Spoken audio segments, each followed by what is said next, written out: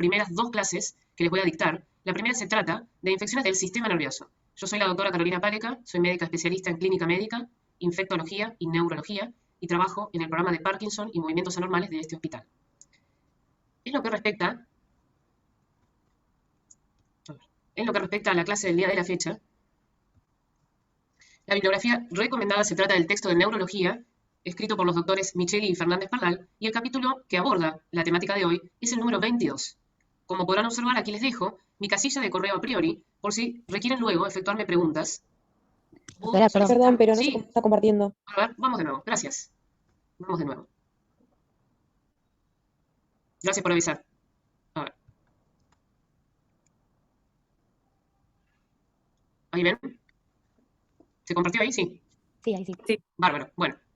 Vuelvo a decir, el texto para recomendar para estudiar en esta materia, además de las clases, es el texto de Micheli Fernández Pardal, que es Neurología, tercera edición, y aquí les dejo mi casilla de correo, que es Carolina Páleca, como mi nombre y apellido, @yahoo.com.ar, y la finalidad de dejarles mi casilla de correo por si tienen luego preguntas que quieran consultarme de manera particular y por escrito, como también para el envío de estas dos clases y o de material, ¿sí? Entonces, continuamos. En lo que respecta a la definición de infecciones del sistema nervioso, las vamos a caracterizar primeramente desde el punto de vista de que son y se trata de entidades frecuentes, tratables y potencialmente curables. Para su clasificación práctica, las vamos a dividir en dos grandes grupos, según exista compromiso focal o según exista compromiso difuso del sistema nervioso, y a continuación y a lo largo de esta mañana vamos a abordar diferentes ejemplos para que podamos entender estos conceptos. De manera tal que cuando clasifiquemos a las infecciones del sistema nervioso, vamos a dividir según la topografía, es decir, según un concepto anatómico, en sistema nervioso central y periférico. Dentro del sistema nervioso central, las que vamos a abordar en la fecha son las que se tratan de las urgencias infectológicas.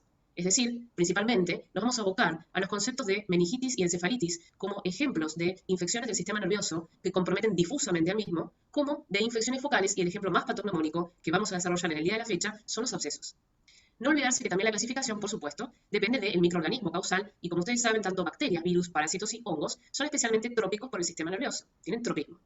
De manera tal que no solo microorganismos pueden efectuar este compromiso, sino también que las toxinas, como el tétanos y la toxina botulínica, pueden considerarse como otros grupos de enfermedades graves que también constituyen urgencias neuroinfectológicas. También podemos clasificarlas según el grupo etario en pacientes neonatos, pediátricos, adultos y gerontes. Según la vía o mecanismo de acción por el cual se producen estas neuroinfecciones, las vamos a clasificar según el mecanismo sea por contigüidad, por vía hematógena o por inoculación directa del germen dentro del sistema nervioso. No se preocupen, porque de todos estos conceptos veremos sus respectivos ejemplos.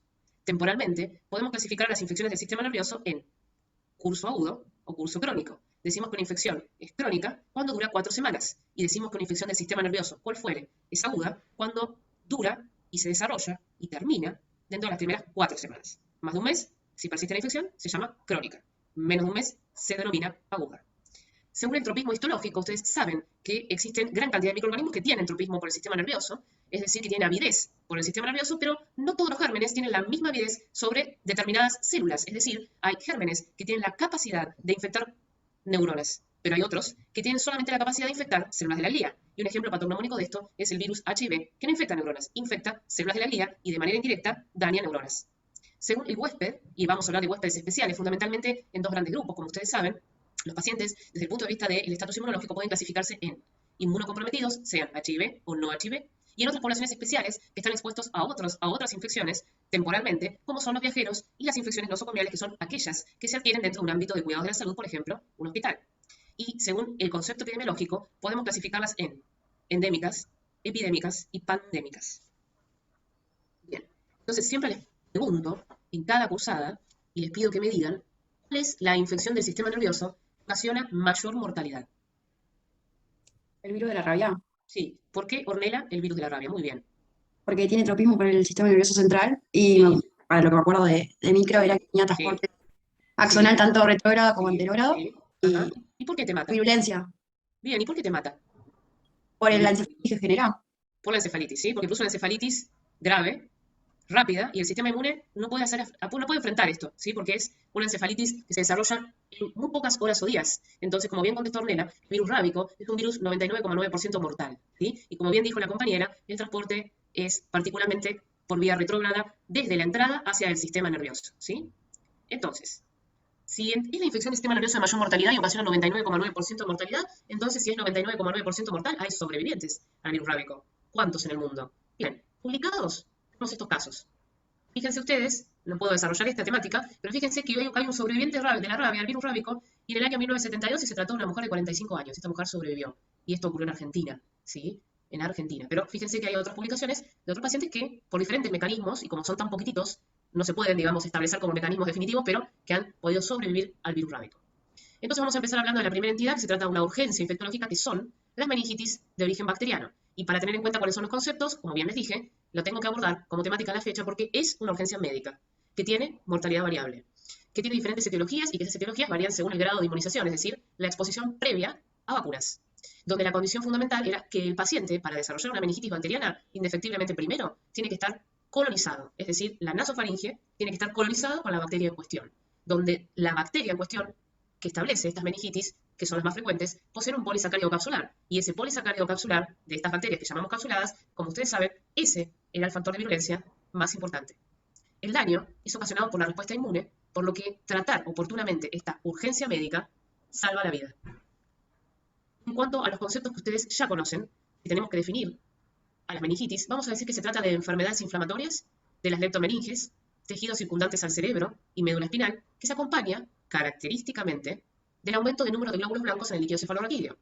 Entonces, si esta enfermedad es inflamatoria, tiene que haber primeramente una barrera para poder evitarla, y como ustedes conocen muy bien, la barrera hematoencefálica es la barrera que sí, indefectiblemente, tienen que atravesar todos los gérmenes para provocar esta enfermedad inflamatoria. Entonces, recordar simplemente que la barrera hematoencefálica tiene la principal característica de poseer alta resistencia eléctrica, y esa alta resistencia eléctrica estaba dada, ni más ni menos, por la existencia de uniones estrechas.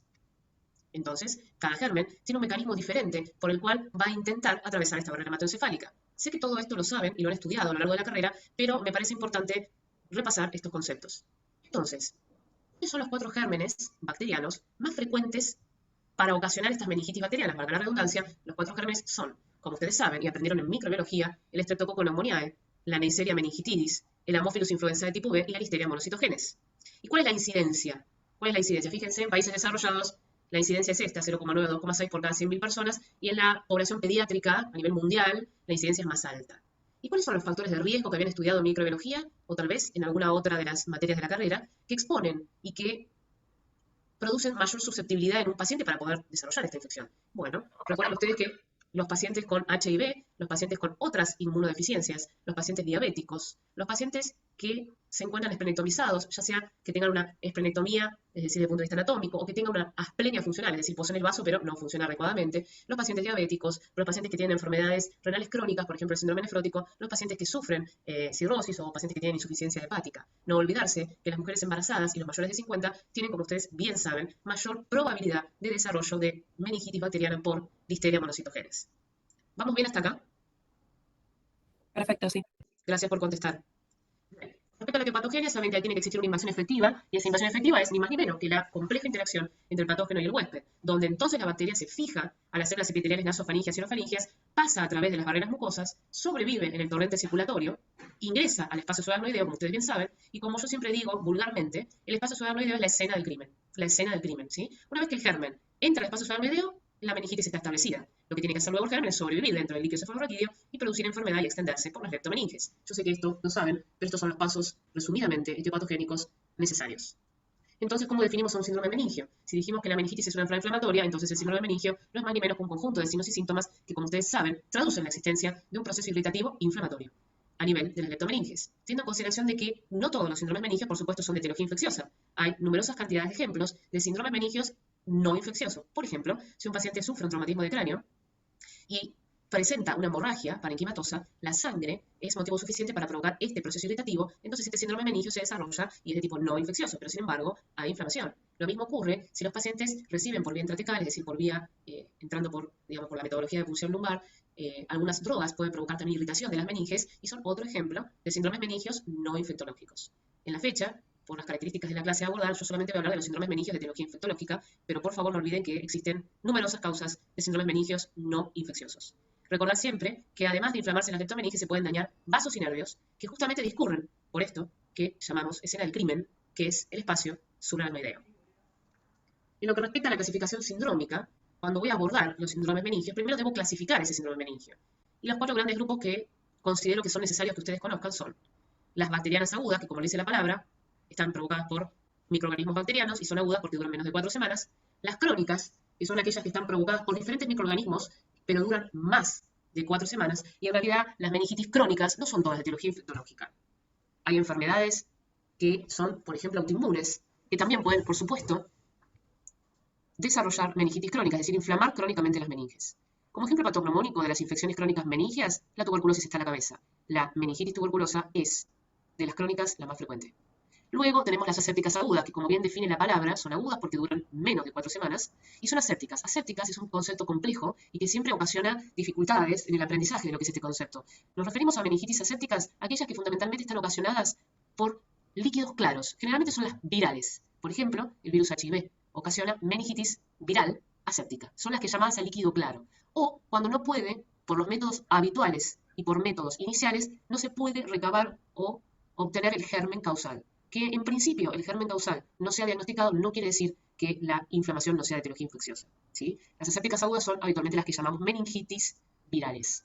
Y las recurrentes, como dice la palabra, son aquellas entidades que tienen la capacidad de inflamar las meninges de manera recurrente. Es decir, hay periodos en los cuales el paciente tiene clínica de síndrome meningio y tiene en el líquido cefalorraquídeo parámetros compatibles con inflamación, es decir, aumento de los glóbulos blancos, y después tiene periodos en los cuales desaparece esa inflamación meningia y el líquido cefalorraquídeo se vuelve normal. Ahora les pregunto a ustedes si se les ocurre darme algún ejemplo de alguna meningitis que se manifieste, se comporte de manera recurrente. Puede ser infectológica o no, pero ¿qué ejemplo se les ocurre de este concepto? A ver si entendieron este concepto.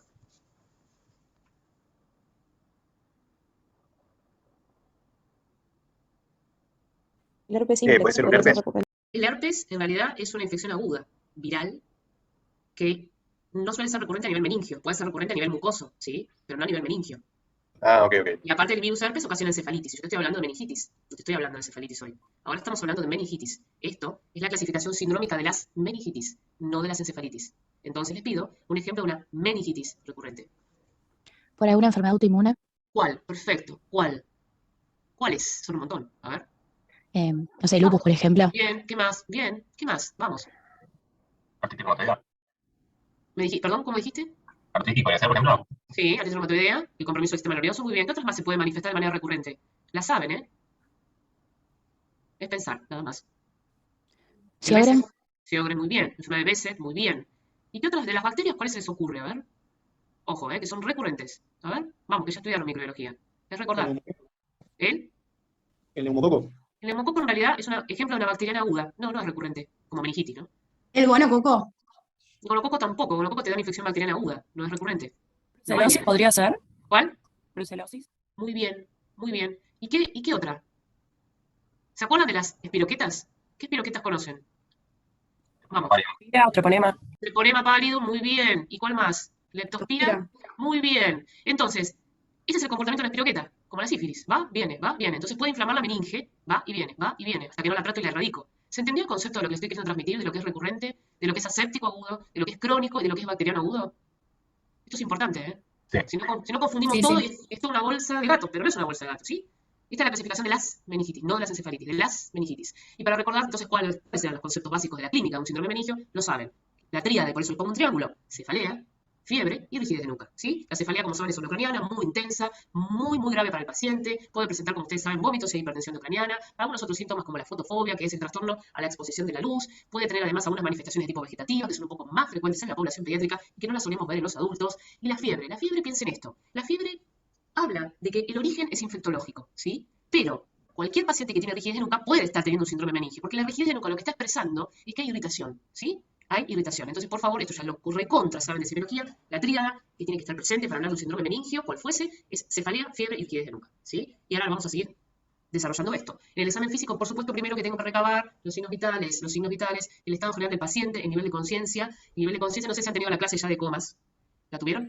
No, todavía no. No, de coma Mariana, no. pero Bueno, pero los niveles de conciencia ustedes saben que son un deterioro en el nivel de conciencia, es un deterioro en el estar despierto, en el contenido de la conciencia. Y ejemplos de niveles de conciencia son somnolencia, coma, estupor, ya lo van a ir estudiando, pero el nivel de conciencia se evalúa y se clasifica según el grado de compromiso, ¿sí? El primer grado de compromiso es la somnolencia, y el más grave de los estados de nivel de conciencia alterado es el coma.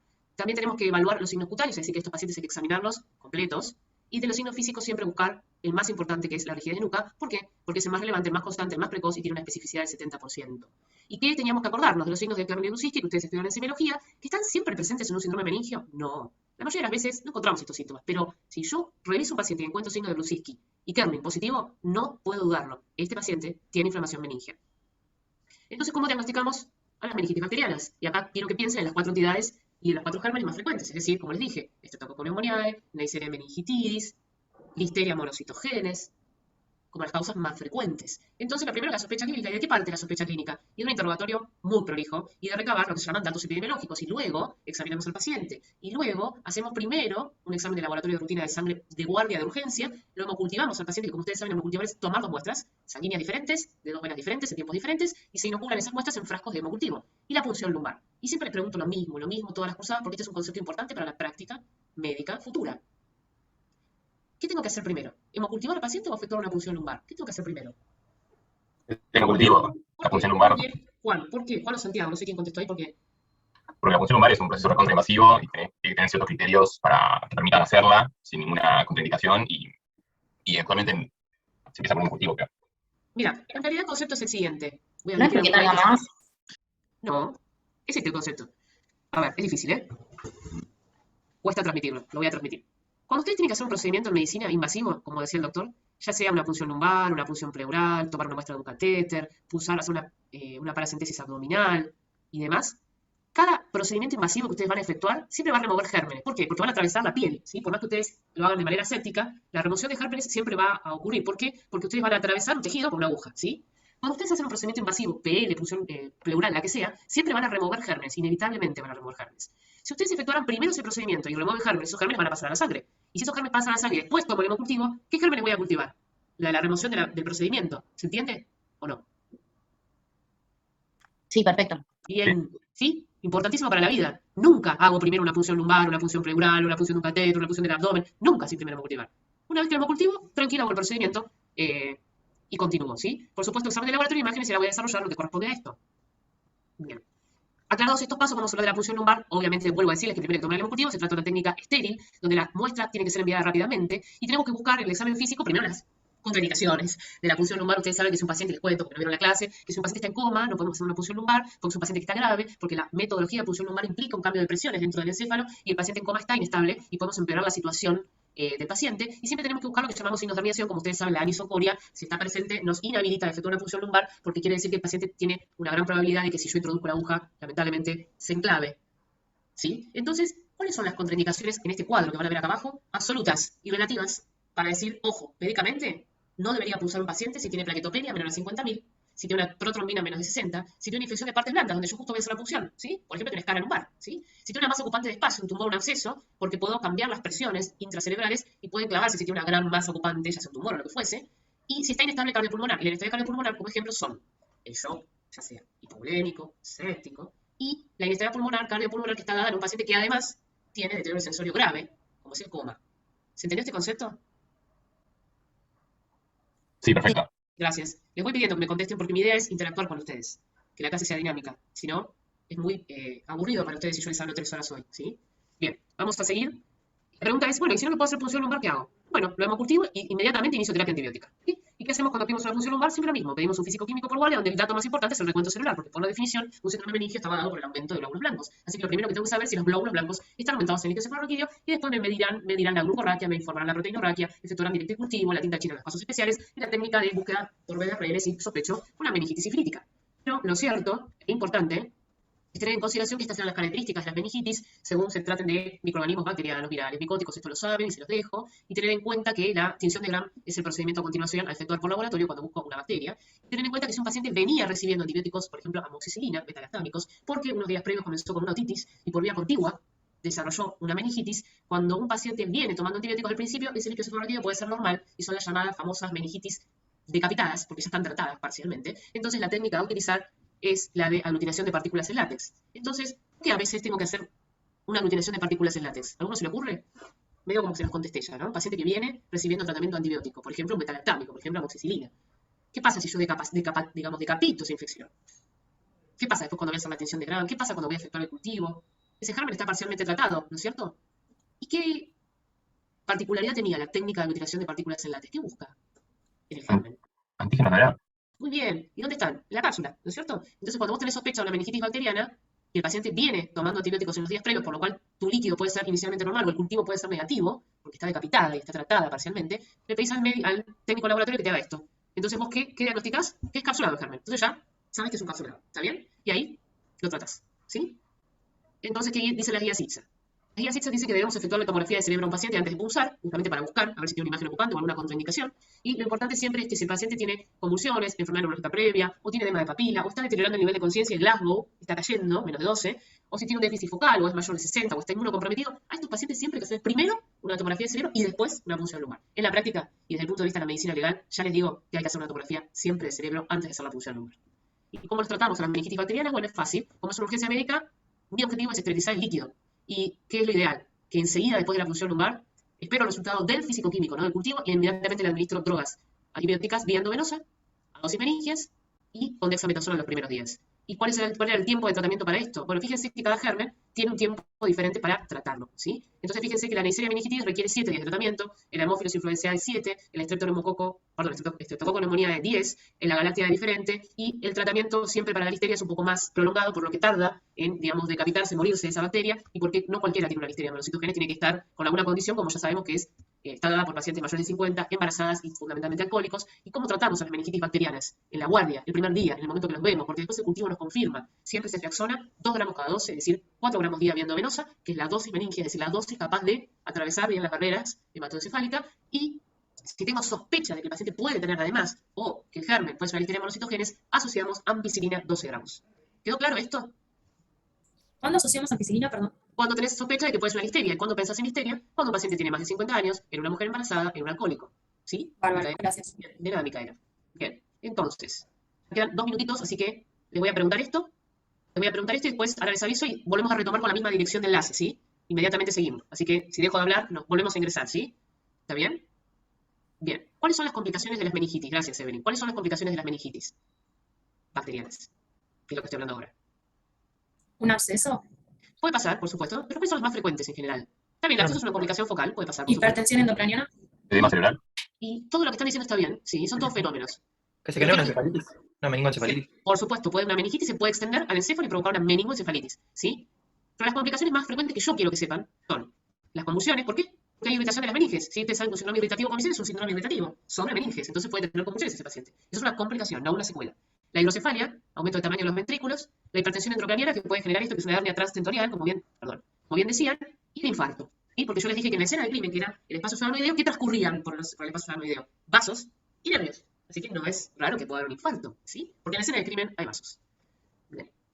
Vamos a dejar acá y voy a entrar en 2 minutos nuevamente para seguir con la clase, ¿sí? Ahora vamos a abordar la temática de encefalitis, ¿está bien? Así que cortamos y volvemos, ¿sí? Cortamos ya y volvemos. La ven bien la pantalla, ¿no? Sí. Bien, gracias. Necesito que me contesten porque la internet se corta. Todo el ¿Te tiempo. puedo hacer Sí, se ve bien. una última pregunta, ¿Cómo no? perdón? De Sí, meningitis? Micaela, ¿no? Sí, dijiste entonces que el herpes no era la causa más de las habituales de recurrencia. Dijimos que era No, más aséptico. porque estamos hablando de agudo. meningitis. Sí, Y los herpes pueden provocar meningitis, pero habitualmente lo que generan los herpes simples, estamos hablando de los herpes simples, fundamentalmente es esto que vamos a hablar ahora, encefalitis, ¿sí? perfecto. ¿Eh? Ok. Entonces ahora vamos a hablar de esta segunda urgencia neurológica, que son las encefalitis. Entonces el primer concepto es definir a las encefalitis. ¿Y cómo defino la encefalitis? Bueno, fácil. Como un proceso inflamatorio que involucra el parénquima cerebral, ¿sí? Entonces, las encefalitis, como ustedes se van a imaginar, si son procesos inflamatorios que involucran todo el parénquima encefálico, serán otra vez de causas infectológicas y no infectológicas. Pero lo que fundamentalmente quiero que en primera instancia aprendan a distinguir es el concepto de encefalopatía y de encefalitis. Son 2 conceptos distintos. ¿Alguno sabe la diferencia entre una encefalitis y una encefalopatía? ¿Cuál es la diferencia? Que en uno en realidad es más un concepto donde la encefalitis sería signo de inflamación y ya encefalopatía. Anatomopatológico, muy bien, Claro. Aurela. La encefalitis es un concepto anatomopatológico, puede ser infectológica o no infectológica. Bien. ¿Y la encefalopatía qué? Yo digo, tengo este paciente que está encefalopático. ¿Qué quiero decir cuando digo eso? Dañado el cuadro clínico. Sí, y muy bien. Entonces la encefalopatía es un concepto clínico. ¿Y cómo defino encefalopatía? Por un paciente, digo que un paciente está encefalopático cuando alteró su estatus o nivel de conciencia. Sé que no tuvieron la clase de mi coma, pero sepan que la encefalopatía es el término que usamos los neurólogos cuando queremos decir que un paciente está con deterioro del nivel de conciencia, ¿sí? Está somnolento, o está estuporoso, o está en coma, ¿sí? Es decir, que la encefalopatía es un concepto clínico, ¿sí? Clínico. Mientras que la encefalitis es un concepto anatomopatológico, porque es inflamación. Entonces la pregunta es, un paciente encefalopático que está con deterioro del nivel de conciencia, ¿puede tener a la vez una encefalitis? ¿O estar encefalítico? Sí. ¿Y son conceptos iguales? No. Pero uno es la causa del otro. ¿Entienden? Entonces, lo mismo puedo decir que un paciente con encefalitis puede estar encefalopático. Ahora, ¿son iguales? No. Pero uno explica y está dentro del otro. ¿Está bien? Entonces, la encefalitis es una inflamación. ¿Es inflamación infectológica o no infectológica? Mientras que la encefalopatía es un cuadro clínico, es la definición clínica. Entonces, un paciente puede estar encefalopático por tener una encefalitis o por cualquier otra causa. Porque está intoxicado, porque tuvo un traumatismo de cráneo, porque está cursando alguna otra entidad clínica. ¿Se entiende la diferencia? Esto, aunque ustedes no lo crean, para la práctica es muy importante. Hecha esta aclaración, entonces vamos a continuar y vamos a definir cuáles son los criterios de encefalitis infecciosa. ¿Cuándo digo que un paciente tiene una encefalitis infecciosa? Porque no puedo tomar una muestra de anatomía patológica y biopsiar a todos los pacientes, biopsiarles el cerebro a todos para decir que están encefalíticos. No, entonces tengo que encontrar criterios clínicos. ¿Y cuál es el primer criterio? El criterio mayor. ¿Y qué es el criterio mayor? Se trata de decir que un paciente tiene una encefalitis cuando tiene alteración del estatus mental que dura más de 24 horas, que no hay otra causa que nos explique que no sea una infectológica, pero que se acompaña además de esto, son conceptos que llamamos criterios menores, es decir, además de alteración del estatus mental, se tiene que acompañar de alguna de estos, que es fiebre, más de 38, por lo menos 72 horas, o dentro de las 72 horas del comienzo del deterioro del nivel de conciencia, que es el criterio mayor, más la posibilidad de que además esté experimentando crisis epilépticas, que esté convulsionando. ¿Por qué? Porque hay irritación, ¿sí? Y además tenga signos de foco neurológico, de examen físico, que tenga recuento de glóbulos blancos de más de 5 células cuando hago la punción lumbar, anomalías en las neuroimágenes, es decir, yo le hago una resonancia y algo vamos a encontrar que es edema y por la moda, y anomalías en el electroencefalograma, por ejemplo, si el paciente está presentando convulsiones en el contexto de la encefalitis, que yo pueda ver esa descarga anormal en la tira del electroencefalograma. ¿Se entendió entonces? Criterio mayor, deterioro del nivel de conciencia, que no sea aplicado por otra entidad, más criterios menores. Esto define a la encefalitis infecciosa. Entonces, cuando uno habla de encefalitis, independientemente de todo, se le viene algún germen a la cabeza, se nos viene siempre el virus herpes. ¿Por qué? Porque es la causa esporádica más frecuente en todo el mundo. La más grave, dijimos que es la encefalitis rábica, pero una de las más frecuentes a nivel mundial está dada por la familia de herpes. Entonces, herpes virus tipo 1 y 2, el enterovirus y el ecovirus son las causas virales más frecuentes de encefalitis. Pero pensar después, cuando vayamos a la otra clase, la segunda parte de la mañana de HIV, sabemos que hay otros virus en pacientes inmunocomprometidos que pueden ocasionar también encefalitis viral. Entonces, como yo les dije, y como les dije en meningitis, en encefalitis tenemos que entender que las encefalitis pueden ser infectológicas, no infectológicas o post-infectológicas. Y por eso les muestro este triángulo, ¿sí? Entonces, de las causas, como les mencioné, siempre acordarse. La más grave de todas las encefalitis virales es la rábica. Pero las más frecuentes son estas que están en este recuadro rojo, que son las herpéticas, las ocasionadas por el varicela zoster. Ahí fíjense el enterovirus, el ecovirus y estos grupos de bacterias según la población, ¿sí? Entonces, ¿cómo tenemos que abordar? ¿Qué preguntas me tengo que hacer cuando tengo la sospecha? Y bueno, tengo que preguntarle al paciente si ha tenido fiebre o a la familia, si ha tenido cambios en la conducta, porque el criterio mayor es modificación del estatus mental, es decir, del nivel de conciencia, del estado de conciencia o alteración de lo que es la conducta, ¿sí? Siempre que tengo un paciente que en forma aguda, de golpe, cambió su estado mental o su conducta, acompañado de los criterios menores, tengo que sospechar esto. Entonces, la pregunta es, ¿tiene crisis epilépticas también este paciente? ¿Se ha vacunado recientemente? Porque puede tener una encefalitis post-vacuna, post-infección, ¿no? Post-vacunas en este caso. ¿Se ha contactado con animales o con aguas contaminadas o con algún vector? Y si ha pasado esto, tengo que pensar en una encefalitis también, ¿sí? Y si está inmunocomprometido, por ejemplo, si tiene HIV, porque el propio virus HIV es causa de encefalitis por HIV. Entonces, son las preguntas que me tengo que hacer. ¿Cómo voy a seguir? Y como siempre, lo examino, le hago una punción lumbar. Por supuesto, le hago una imagen, lo hemocultivo y punción lumbar. ¿Y qué hago cuando le hago la punción lumbar a un paciente? Ya sea esté buscando descartar o confirmar una meningitis o una encefalitis. Mido la presión del líquido cefalorraquídeo, ¿sí? La presión normal del líquido cefalorraquídeo, como ustedes estudiaron en fisiología, es de 13 a 20 centímetros de agua. Y con esa medida de presión, por arriba de ese valor normal, decimos que el paciente tiene hipertensión endocraniana. Y es un concepto más que nos hace pensar que este paciente, por supuesto, está cursando con una infección y que hay hipertensión endocraniana, que puede estar dada por diferente cantidad de gérmenes que pueden ocasionar esto, desde ya. Pero concepto, interrogatorio, examen físico, hemocultivo, punción lumbar. Siempre el orden es el mismo. Y por supuesto, antes de punción lumbar, tomografía de cerebro. Y este es el algoritmo, siempre que llega un paciente a la guardia y yo sospecho una encefalitis, es una urgencia médica. Tengo poco tiempo para actuar, tengo una hora, no más. En esa hora lo interrogo, evalúo la vía aérea, lo examino, le efectúo una tomografía de cerebro, le tomo muestra para laboratorio, un hemocultivo, le hago una punción lumbar, y si sospecho una encefalitis viral, entonces el tratamiento empírico de esta droga antiviral, que ustedes conocen muy bien cuando cursaron farmacología, que es el aciclovir vía endovenosa. Y después, la PCR del líquido cefalorraquídeo me dirá si esto es una infección viral por herpes simple, unido, que son los que, por supuesto, son tratados con el aciclovir, ¿sí? ¿Entendemos esto? Profe, tengo una pregunta. ¿Cómo no? Lucio, dime. Tanto en meningitis como en encefalitis, hacemos la punción lumbar, se puede obvio, Sí. y si el físico-químico nos da indicación de infección, ahí vamos recién el empírico, ¿no? Ahí mismo se extracciona ampicilina, si pensás que es bacteriano por las características del líquido, y si pensás que estás, por supuesto, con una encefalitis, aciclovir ahí mismo. Endovenoso. Perfecto. ¿Por qué? Bien. Porque si no el paciente progresa en las horas y se puede morir ese paciente. Tanto por meningitis o por estar cursando encefalitis, por tener una meningoencefalitis se puede morir. Entonces, bien lucio, lo que evitas es que tu paciente muera. ¿Por qué? Bien. Porque estas son urgencias infectológicas. Tiempo. ¿Cuándo repetimos entonces ¿Una la función ampicilina? lumbar? ¿Cuándo repetimos? Perdón, A ver, sí. sería extracción de ampicilina, ¿no? ¿Dijiste? Se extracciona 2 gramos cada 12 para los gérmenes bacterianos que hablamos antes, y si tiene riesgo de tener listeria monocitogenes porque tiene más de 50, está embarazada, o es un alcohólico, ampicilina también administramos 12 gramos. ¿Sí? Perfecto, gracias. De nada. ¿Cuándo Una repetimos consulta, Sí, perdón. sí, ¿Cuánto María. tiempo tarda el fisicoquímico en estar listo? Mira, el técnico de laboratorio no debería tardar más de 30 a 40 minutos. Claro, para cumplir con la hora del tratamiento, o sea, con la hora para iniciar el tratamiento. Exactamente. Bien. Puede tardar más en hacer una tinción de GAM y una test de aglutinación de partículas de látex y demás. Pero el físico-químico te lo tiene que hacer rápido. Porque si a vos no te dice que tenés un recuento celular aumentado, ¿cómo sabes si es inflamatorio o no lo que está pasando? ¿No tenés otra manera? ¿Sí? Claro, gracias. De nada. ¿Cuándo repetimos la punción lumbar? Bueno, repetimos la punción lumbar cuando tenemos un cultivo negativo y yo sigo pensando clínicamente que mi paciente tiene o meningitis, o encefalitis, o meningoencefalitis de etiología infectológica, y sobre todo vamos a repetir una punción lumbar, esto es para la práctica, cuando el paciente no mejore clínicamente. Pasan 48, 72 horas, ustedes le administraron o el antibiótico o el antiviral o las dos, y el paciente sigue con fiebre, sigue con rigidez de nuca, deterioro sensorio, tiene las complicaciones que pueden ocurrir. Y ante la sospecha microbiológica clínica de una infección causada por otro microorganismo, por ejemplo, un hongo, ¿sí? O una bacteria que no está siendo, digamos, diagnosticada por las técnicas habituales y que, por supuesto, no cumple con el espectro antibiótico de las extraccioneras y la ampicilina, por ejemplo. ¿Sí? Entonces ahí uno repulsa para obtener el germen. Pero el tratamiento empírico lo mantengo hasta saber qué germen tengo. ¿Sí?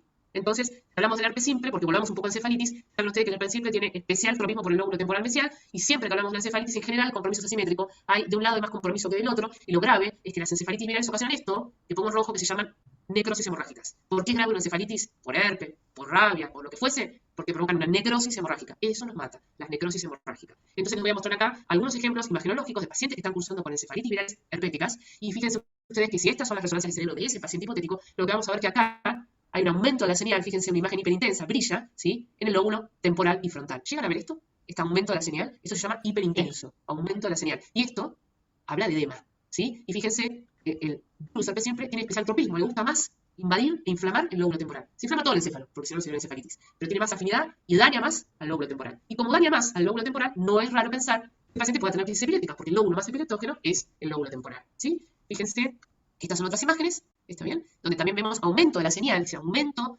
de imagen hiperintensa, y cuando hablo de hiperintensidad hablo que hay edema. Esto me dice que el paciente tiene edema, ¿sí? Fíjense que esto es un corte coronal de una resonancia del cerebro, y esto es igual, veo lo mismo. Aumento de la señal, imagen hiperintensa, edema, ¿en dónde? En el lóbulo temporal, en este caso, derecho, ¿sí? Lo mismo veo abajo. Y fíjense que esta secuencia, que no pido que la conozcan, pero se llama GRE, lo que permite esta secuencia de GRE en la resonancia del cerebro es ver focos de hemorragia. Y esto que ven acá, muy chiquitito, que está señalado por estas puntitas de flecha, que son foquitos, ¿lo ven? Estos foquitos grises, ¿lo ven? ¿Lo llegan a ver o no? Sí, sí. Bien, son hemorragias pequeñas. Entonces esto sostiene de que ni más ni menos la necrosis hemorrágica existe, está ocurriendo, y la puedo a veces verificar en esta técnica llamada GRE, que muestra que este cerebro se está necrosando y hay hemorragia, ¿sí?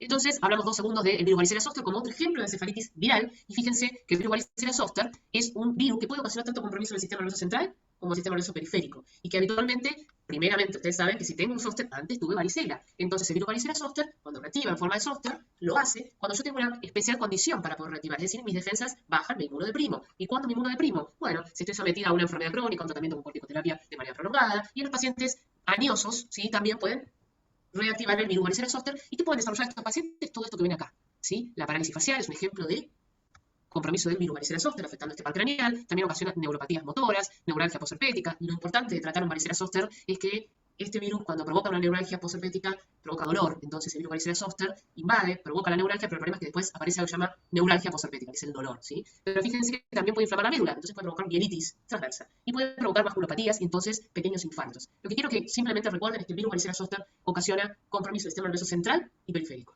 ¿sí? Central y periférico. Entonces les voy a poner un caso clínico a ver si se animan. Yo creo que sí, se animan. Se trata de un paciente de 40 años de edad que comenzó hace 10 días con fiebre y disnea. Disnea, como ustedes ya saben, es dificultad para respirar. Este paciente acude a la guardia, tiene 40 años y empezó con fiebre y falta de aire. Uno podría decir, bueno, tiene una neumonía, ¿no? Pero bueno, ahí va la guardia del paciente, desarrolla 38,4 de temperatura axilar cuando se la miden por guardia, está con 86 latidos minutos en su frecuencia cardíaca, tiene una tensión arterial de 120/80, vamos a redondear, satura el 93% al aire, que eso es bajo en un paciente de 40 años desde ya, y se encuentra con 32 respiraciones minutos, es decir, está taquipneico. Entonces, 40 años, fiebre, consulta a la guardia, normotenso, frecuencia cardíaca normal, satura por debajo del nivel normal, 93, y está taquipneico. Bien. Pero además de esto, el paciente, cuando uno lo examina, nos cuenta que tiene diplopía. Y la diplopía, como ustedes saben, es visión doble, ¿sí? Y que también dice que tiene osinopsia. ¿Y qué es la osinopsia? ¿Alguien sabe? Término semiológico, ¿no? No, ni idea. Ni idea, dicen ahí. Bueno, la osinopsia es la sensación de que los objetos se mueven en el campo visual, pero están quietos. Es decir, que si alguna vez un paciente está mirando una silla y te dice que la silla se mueve y la silla no se mueve, eso es osinopsia. ¿Sí, Santiago? Sí, perfecto. Es eso. La percepción de que un objeto está moviéndose cuando ese objeto es estático y no se mueve. Entonces, este paciente tiene visión doble, tiene osinopsia, y lo revisamos y tiene ataxia, tiene dismetría, tiene un síndrome deficitario sensitivo, es decir, tiene menor sensibilidad, una hipoestesia en el brazo izquierdo, y además tiene hipo. ¿Y el hipo de qué habla? Tiene hipo y tiene Síntomas dificultad. vulgares. Sí, tiene hipo, tiene dificultad para tragar, entonces hay pares craneales comprometidos, ¿no es cierto? Vieron la clase de pares craneales, es la primera de la cursada, ¿no? Sí. Sí, sí. Sí, sí, sí. ¿Qué se les ocurre que le pueda estar pasando a este paciente? ¿Tiene una neumonía o tiene un problema neurológico? ¿Tiene una urgencia neurológica o tiene una neumonía este paciente? ¿Tiene fiebre y qué más? A todos No, estos bueno, son fiebre y qué más, Franco, tiene. El concepto. Tiene ¿Yo sé signos de contar? compresión Sí, del a ver. bulbo. Sí, está muy bien. ¿Y cómo se llama ese conjunto de signos y síntomas que yo les enuncié? Es muy fácil, y lo saben. ¿Cómo se llaman esos síndromes? Porque tiene un síndrome de deficitario visual, sensorial visual, porque tiene diplopía. Tiene De la osinopsia. mirada conjugada. Sí, pero ustedes la están complicando más. ¿Sabes lo que quiero que me digas, Micaela? Que este es un paciente que tiene fiebre y foco neurológico. Eso es lo que quería que me dijeras. Entonces ahora les pido algo tan elemental en esta cursada, es que ustedes me definan qué es foco neurológico. O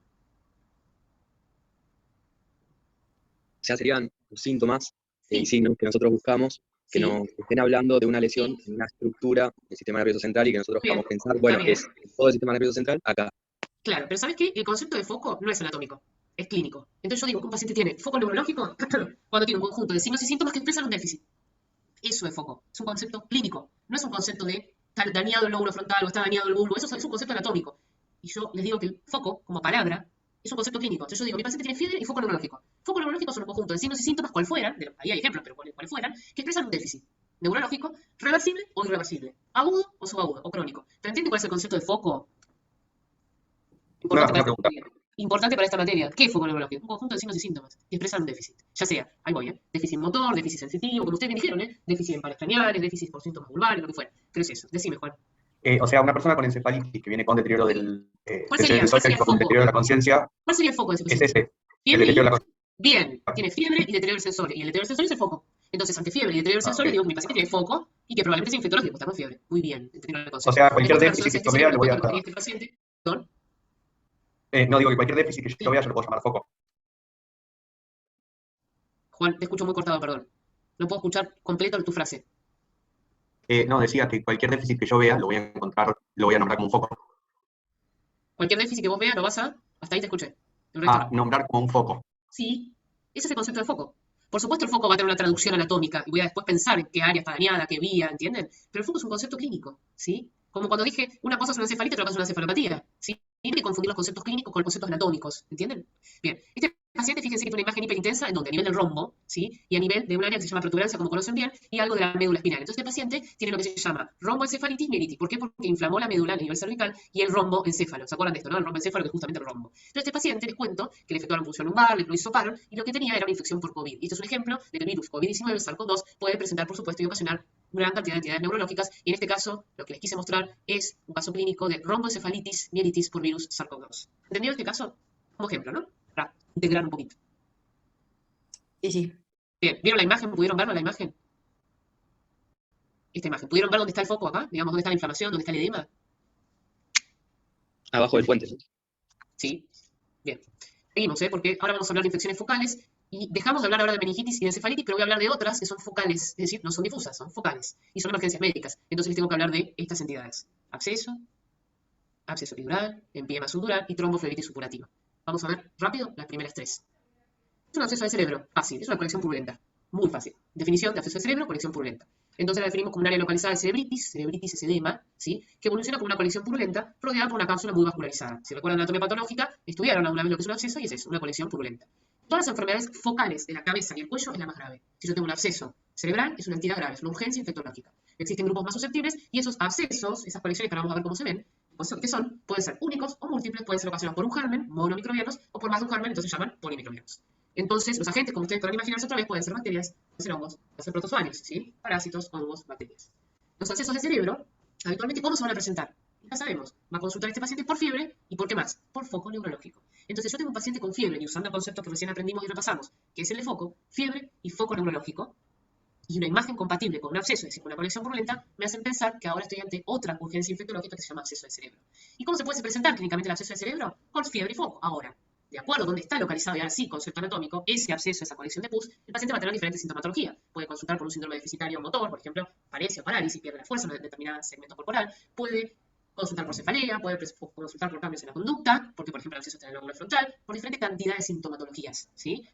En función ahora sí de dónde está anatómicamente alojado ese absceso. Entonces quiero que piensen que los abscesos van ahora a originarse por extensión directa. Por ejemplo, un paciente viene presentando otitis, ¿está bien? Y la otitis, por continuidad, inflamó otro área del cerebro y coleccionó pus en el parénquima, es decir, el oído, ahora al parénquima cerebral. Entonces, por extensión directa, por vecindad, un foco originario, por ejemplo, a través de la otitis, o un foco paranasal, por ejemplo, la sinusitis, o una mastoiditis, que es la inflamación de la mastoides, puede ocasionar un absceso. Es decir, que cuando yo tengo un absceso de cerebro y es por extensión directa, tengo que ir a buscar cuál fue el problema inicialmente que me ocasionó el absceso de cerebro. Y un ejemplo muy básico son las otitis. También se pueden ocasionar y se pueden formar esos abscesos por diseminación hematógena, es decir, a través de lo que es la circulación sanguínea. El germen circula y luego impacta en el encéfalo. O por traumatismo o lesión neuroquirúrgica, es decir, por inóculo directo. Por ejemplo, en la vía pública tengo una lesión penetrante, tengo un traumatismo de cráneo, entonces el germen entra directamente al encéfalo, o dentro de un quirófano o un acto postoperatorio donde directamente nosotros, lamentablemente, como médicos, inoculamos el germen en un procedimiento. Recuerda entonces que los gérmenes más frecuentemente involucrados son las bacterias aerobias, y lo que más quiero que recuerden es que de las más graves y frecuentes causas bacterianas de abscesos de cerebro, hay que recordar al Staphylococcus aureus y a las familias Streptococcus de los grupos Ankylosus y Constellatus. Bien. También recordar que hay bacterias anaeróbicas que pueden provocar estos abscesos, que hay causas micóticas y que hay causas provocadas por protozoarios o lo que llamamos parásitos, especialmente del grupo protozoarios. Y ahora después en la próxima clase veremos que el Trypanosoma cruzi y el Toxoplasma gondii son ejemplos parasitarios de la conformación de un absceso, ¿sí?, cerebral. Entonces, para recordar un poquito, este absceso de cerebro, anatomopatológicamente, tenía estadios, es decir, pasaba por etapas, no se conforma el absceso enseguida. Entonces, primero hay una inflamación, y esa inflamación la llamamos cerebritis temprana, entre el día 1 y 3, después ocurre una cerebritis tardía, y este concepto sí ahora es anatomopatológico, ¿sí? Luego atraviesa otra etapa, que ocurre entre el día 10 y 13 aproximadamente, que se llama encapsulado temprano, luego otra etapa que se llama encapsulado tardío, que es a partir del día 14, y después del día 14 ya el absceso se terminó de formar y se formó la cápsula, ¿sí? Y esa cápsula es una cápsula que es importante entender que la gravedad del absceso está dado porque el germen queda en esa cápsula, encapsulado, ahí dentro, ¿sí? Entonces, es difícil de diagnosticar y es difícil de erradicar porque el antibiótico tiene que llegar a atravesar esa cápsula y llegar a combatir ese germen, ¿sí? Entonces, acá les muestro algunas imágenes de abscesos de cerebro, que fíjense que son colecciones purulentas, fíjense que son colecciones purulentas, que la cápsula la puedo poner en evidencia cuando yo administro una sustancia de contraste, es decir, en este caso es una tomografía de cerebro con contraste iodado. Entonces veo esta imagen redondita, que es un absceso de cerebro, ¿sí? Que de acuerdo a dónde está el absceso es la clínica que voy a tener, ¿sí?, que voy a experimentar. Fíjense que esto es una cerebritis, es decir, es un estadio 1 de un absceso, ¿sí?, cerebritis temprana, ¿sí?, la 1 a 3, donde solamente veo edema, que todavía no se forma la cápsula, ¿sí? Entonces fíjense que esto también es un absceso de cerebro, pero un estadio más temprano, ¿está bien? Ahora, si yo les muestro esto, esta imagen podría corresponder a una encefalitis viral, por ejemplo, por herpes simple, invadiendo el lóbulo temporal. Si ustedes solamente ven esta imagen, y yo les digo que este paciente tiene fiebre y deterioro del nivel de conciencia, ¿podría ser una encefalitis lo que le ocurra a ese paciente? Sí, así solo sí. Sí. Y entonces, qué es lo que necesito que queden claro? De que las imágenes solamente son estudios complementarios. Que lo que nos interesa en el razonamiento, en el camino del razonamiento, es tener el concepto clínico, ¿sí? Entonces, al principio, cuando yo veo una encefalitis herpética, y al principio de un absceso, siempre lo que veo es edema, ¿está bien? Entonces, para lo único que me sirve mirar esta resonancia del cerebro es para darme cuenta de que este paciente tiene edema, ¿se entiende? Después, si es un absceso, va a evolucionar, la imagen va a evolucionar de esto a esto, ¿se entiende? Lo que les quiero transmitir, ¿no? Por lo cual, lo que interesa es primero tener el concepto clínico, y los estudios complementarios, como dice la palabra, solamente son estudios complementarios, y la resonancia lo que me muestra es edema. Y si tengo una imagen redondeada con contraste, con una cápsula, bueno, eso es un absceso, ¿está bien? Hasta que se muestre lo contrario. ¿Y cómo trato el absceso? Bueno, es una infección, así que antibiótico. ¿Y qué hago con este paciente? Lo cultivo, y le tomo cultivos, y le tomo una punción lumbar o no. ¿Punzarían a este paciente o no? No, porque tiene una masa, claro. Claro, primero porque tiene masa, perfecto. ¿Y por qué más? ¿Dónde está el germen? Es una cápsula. En el absceso. El parénquima cerebral. Está dentro del absceso. O sea, ¿está en el espacio subaracnoideo? ¿La punción lumbar va a encontrar el germen? No. Porque el germen está acá. Está dentro de la cápsula. Está por adentro de la cápsula, ¿se entiende? Entonces la punción lumbar no me va a diagnosticar el germen. Entonces, ¿qué hago? ¿Cómo hago para saber? ¿Cómo hago para imaginarme cuál es la causa de ese absceso a nivel microbiológico? ¿Cómo hago? Un motivo. cultivo. ¿Y qué más? Y Antes, ¿qué cuando lo pienso? dreno, Sí, lo hago dreno, el bárbaro, drenaje. perfecto, doctora, lo dreno y ahí tomo la muestra y el cultivo me va a dar el germen. Pero antes, ¿qué pienso? Antes de eso, ¿qué tengo que pensar? Para imaginarme el germen, ¿qué hago? Sin ningún estudio complementario, ¿qué hago? ¿Qué busco? Científico. Un tratamiento. ¿Qué busco antes? El paciente tiene otra enfermedad de base, como Buscar la HIV. Inicial de espera, infección. espera, Lautaro, estás por ahí. Estás por ahí. No Por enfermedad ejemplo, base. si el paciente tiene HIV, Buscar el foco infeccioso primario para tratar eso. Eso, ¿quién lo dijo? ¿Micaela? ¿Micaela? Sí. Bien, Micaela, excelente. ¿Qué buscas? ¿Cuál es la fuente del absceso? ¿Sí? Un absceso de cerebro no se forma porque sí, de golpe. Tiene que tener una fuente. Y esa fuente, como vos lo llamás, es esta. Otitis, senos paranasales, mastoiditis. O sea, tengo que examinar al paciente, ¿sí? Y puede ser por vía hematógena. Entonces, por supuesto, lo cultivé, pero me tengo que preguntar.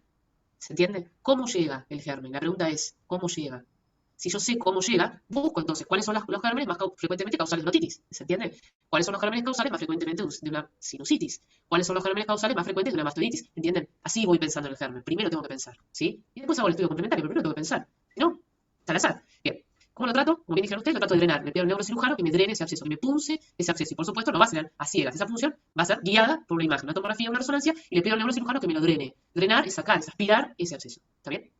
¿Y qué hago? Lo cultivo y le indico tratamiento antibiótico. El tratamiento antibiótico ahora tienen que pensar que es el tratamiento. Ceftriaxona, metronidazol. ¿Por qué? La ceftriaxona porque cubre los gérmenes más frecuentes que les enuncié y el metronidazol porque cubre gérmenes anaerobios. Y yo tengo que cubrir gérmenes aeróbicos y anaeróbicos.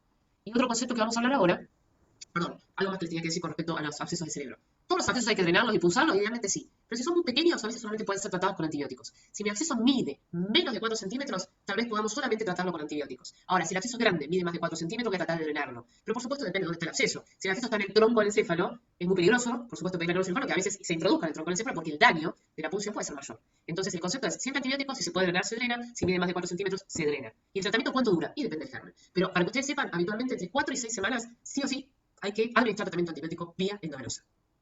Vamos a hablar de otra entidad que se llama empiema subdural, y el empiema subdural ahora es una colección purulenta, que como dice la palabra, está por abajo de la dura madre. Ahora no es un absceso, es un empiema, es una colección purulenta que no tiene cápsula, está por debajo de la dura. Si está por debajo de la dura, la imagen va a ser diferente, la diseminación va a ser diferente y tiene causas, ustedes pueden ver que son bastante habitualmente compartidas con las mismas causas que pueden ocasionar lo que vimos antes, que se llama absceso de cerebro. Entonces, un paciente con empiema subdural, primero, tiene una infección en otra área y después desarrolla el empiema. Y esos ejemplos son la otitis media, la sinusitis paranasal o una infección postcranitómica, es decir, abro el cráneo y no curo el germen, ¿sí? Entonces, lo que sí tengo que pensar es que el empiema subdural en realidad es una complicación de otra infección. Una complicación de otra infección. También va a requerir tratamiento antibiótico, que también va a requerir drenar, que también va a requerir hemocultivar, porque es una infección. Entonces, ¿cómo ahora me imagino que viene un paciente con un empiema subdural? Bueno, va a consultar básicamente por fiebre y algún signo de foco neurológico. ¿Qué signo de foco neurológico? Y depende de dónde está. ¿Sí? Como aprendimos. Y esto es un empiema subdural. Fíjense que está por abajo de la dura. Lo mismo les pregunto. A este paciente, a ustedes, ¿os aporta algo hacer una punción lugar? ¿O no les aporta nada? ¿Le propulsamos o directamente entramos y drenamos porque está por abajo de la dura y es rápido? Directamente se drena. Bien. La punción lumbar, en este momento, ¿tendría algún rédito? Rédito significa que puedas encontrar un germen, ¿no? Eso es la palabra rédito. No. Porque vos directamente, mirá qué fácil. Está por debajo de la dura, ¿la ven esta colección? Que es la misma que esta, que es la misma que esta. Ven que no es un absceso, no hay una cápsula. Esto es un empiema. La colección purulente, como dice la palabra, subdural, por debajo de la dura. ¿Sí? Entonces, ¿cómo hago con este paciente? Viene por fiebre, por signo de foco. Lo reviso, le pido una resonancia. No le hago punción lumbar. Lo hemocultivo, llamo al neurocirujano, me lo drena, tratamiento antibiótico endovenoso de urgencia. Lo mismo que aprendimos, siempre se aplica. Y esta última, me queda menos de un minuto, así que volvemos a entrar para este pedacito de la clase y ya después descansamos y retomamos la segunda clase. Queda esta diapositiva, ¿está bien? Los veo en un minuto. Perfecto. Los pacientes que poseen infección crónica del virus HIV. Bien.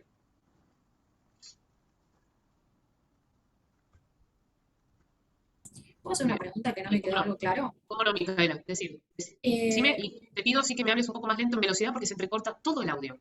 Yo creo que vos me escuchas bien y espero que sí, pero yo te escucho absolutamente entrecortado y eso tiene que ver con la internet del hospital de clínica. No lo puedo solucionar, digamos. Decime. Bueno, ¿por qué sí tiene rédito la punción lumbar en la encefalitis? Y habíamos hablado que en los abscesos no. ¿Era por esto del líquido cefalorraquídeo, de encontrarlo claro para ver si era viral y esas cosas? Creo que me estoy confundiendo con eso. Que en una no es necesario, en el absceso, y porque no teníamos que analizar el espacio subaracnoideo que está inflamado, por ejemplo, y en encefalitis sí, hay que hacerlo, en la punción lumbar. Sí. Mira, primero tenés que partir del concepto de que todas son urgencias infectológicas, motivo por el cual, si uno tiene que tratar esa urgencia infectológica, lo más importante que te tiene que pasar a vos es que puedas establecer el germen, ¿sí? Ya sea bacteriano, ya sea viral, ya sea micótico, ya sea parasitario. Cuando uno habla de una infección difusa, habla que está comprometido todo el sistema nervioso, ¿sí? Y cuando hay una infección difusa, no hay un foco el que vos puedas drenar, ¿me entendés? Entonces, una meningitis y en una encefalitis, si vos efectuás una punción lumbar, vas a obtener el rédito del germen, porque el proceso es difuso, primeramente. Al margen de que a lo que estás entrando es al espacio falanoideo, ¿entendés? Ahora, cuando vos tenés un absceso, que es una colección purulenta, ¿sí? Si ese absceso está conformado, es decir, tiene una cápsula y ya atravesó todas sus etapas, vos pensás que un absceso de cerebro es una colección cerrada, es un espacio cerrado, ¿sí? Entonces, a menos que ese absceso de cerebro se rompa, por ejemplo, un ventrículo, el espacio falanoideo, si vos haces una punción lumbar nunca vas a encontrar el germen, porque el germen está atrapado en esa colección, en esa habitación que es el absceso, ¿entendés? Sí. Ahí me quedó más claro con el tema de que son difusas las otras. Eso me faltaba. Exactamente, ¿sí? Vos pensás que el absceso es una colección cerrada, es una habitación, ¿sí? Y que vos no podés entrar a esa habitación si haces una punción lumbar. Sí podés entrar si vos entrás con la aguja directamente al absceso, guiándote de una imagen, ¿entendés? ¿Quedó más claro? Gracias. Sí, gracias. Igual, por supuesto, desde ya me podés enviar por mail la solicitud y te envío la clase y lo lees tranquila, ¿eh? Yo por lo tengo una duda parecida a eso. ¿Cómo? Tengo una duda parecida a lo que dijo Sí, ella. a ver, Lucio. Por ejemplo, vos tenés una encefalitis o un absceso, ¿no? Y vos lo ves como edema en la imagen. Sí. Yo, Sí. ¿qué signo clínico o cómo me doy cuenta si punzo o no punzo? Porque claramente está contraindicado con un absceso. ¿Se entiende la pregunta? A ver, Lucio, te escuché hasta la palabra que me dijiste. Vos tenés una encefalitis, pero no tenerla. Tenés una encefalitis o tenés un absceso, entonces en la imagen veo edema. Hasta ahí te escuché, el resto no te escuché. Bien, ¿ahora se escucha bien? No. Súper entrecortado. A ver. Pueden escribir la pregunta por el chat por ahí. Sí, pueden escribir la pregunta por el chat también, ya sé. A ver.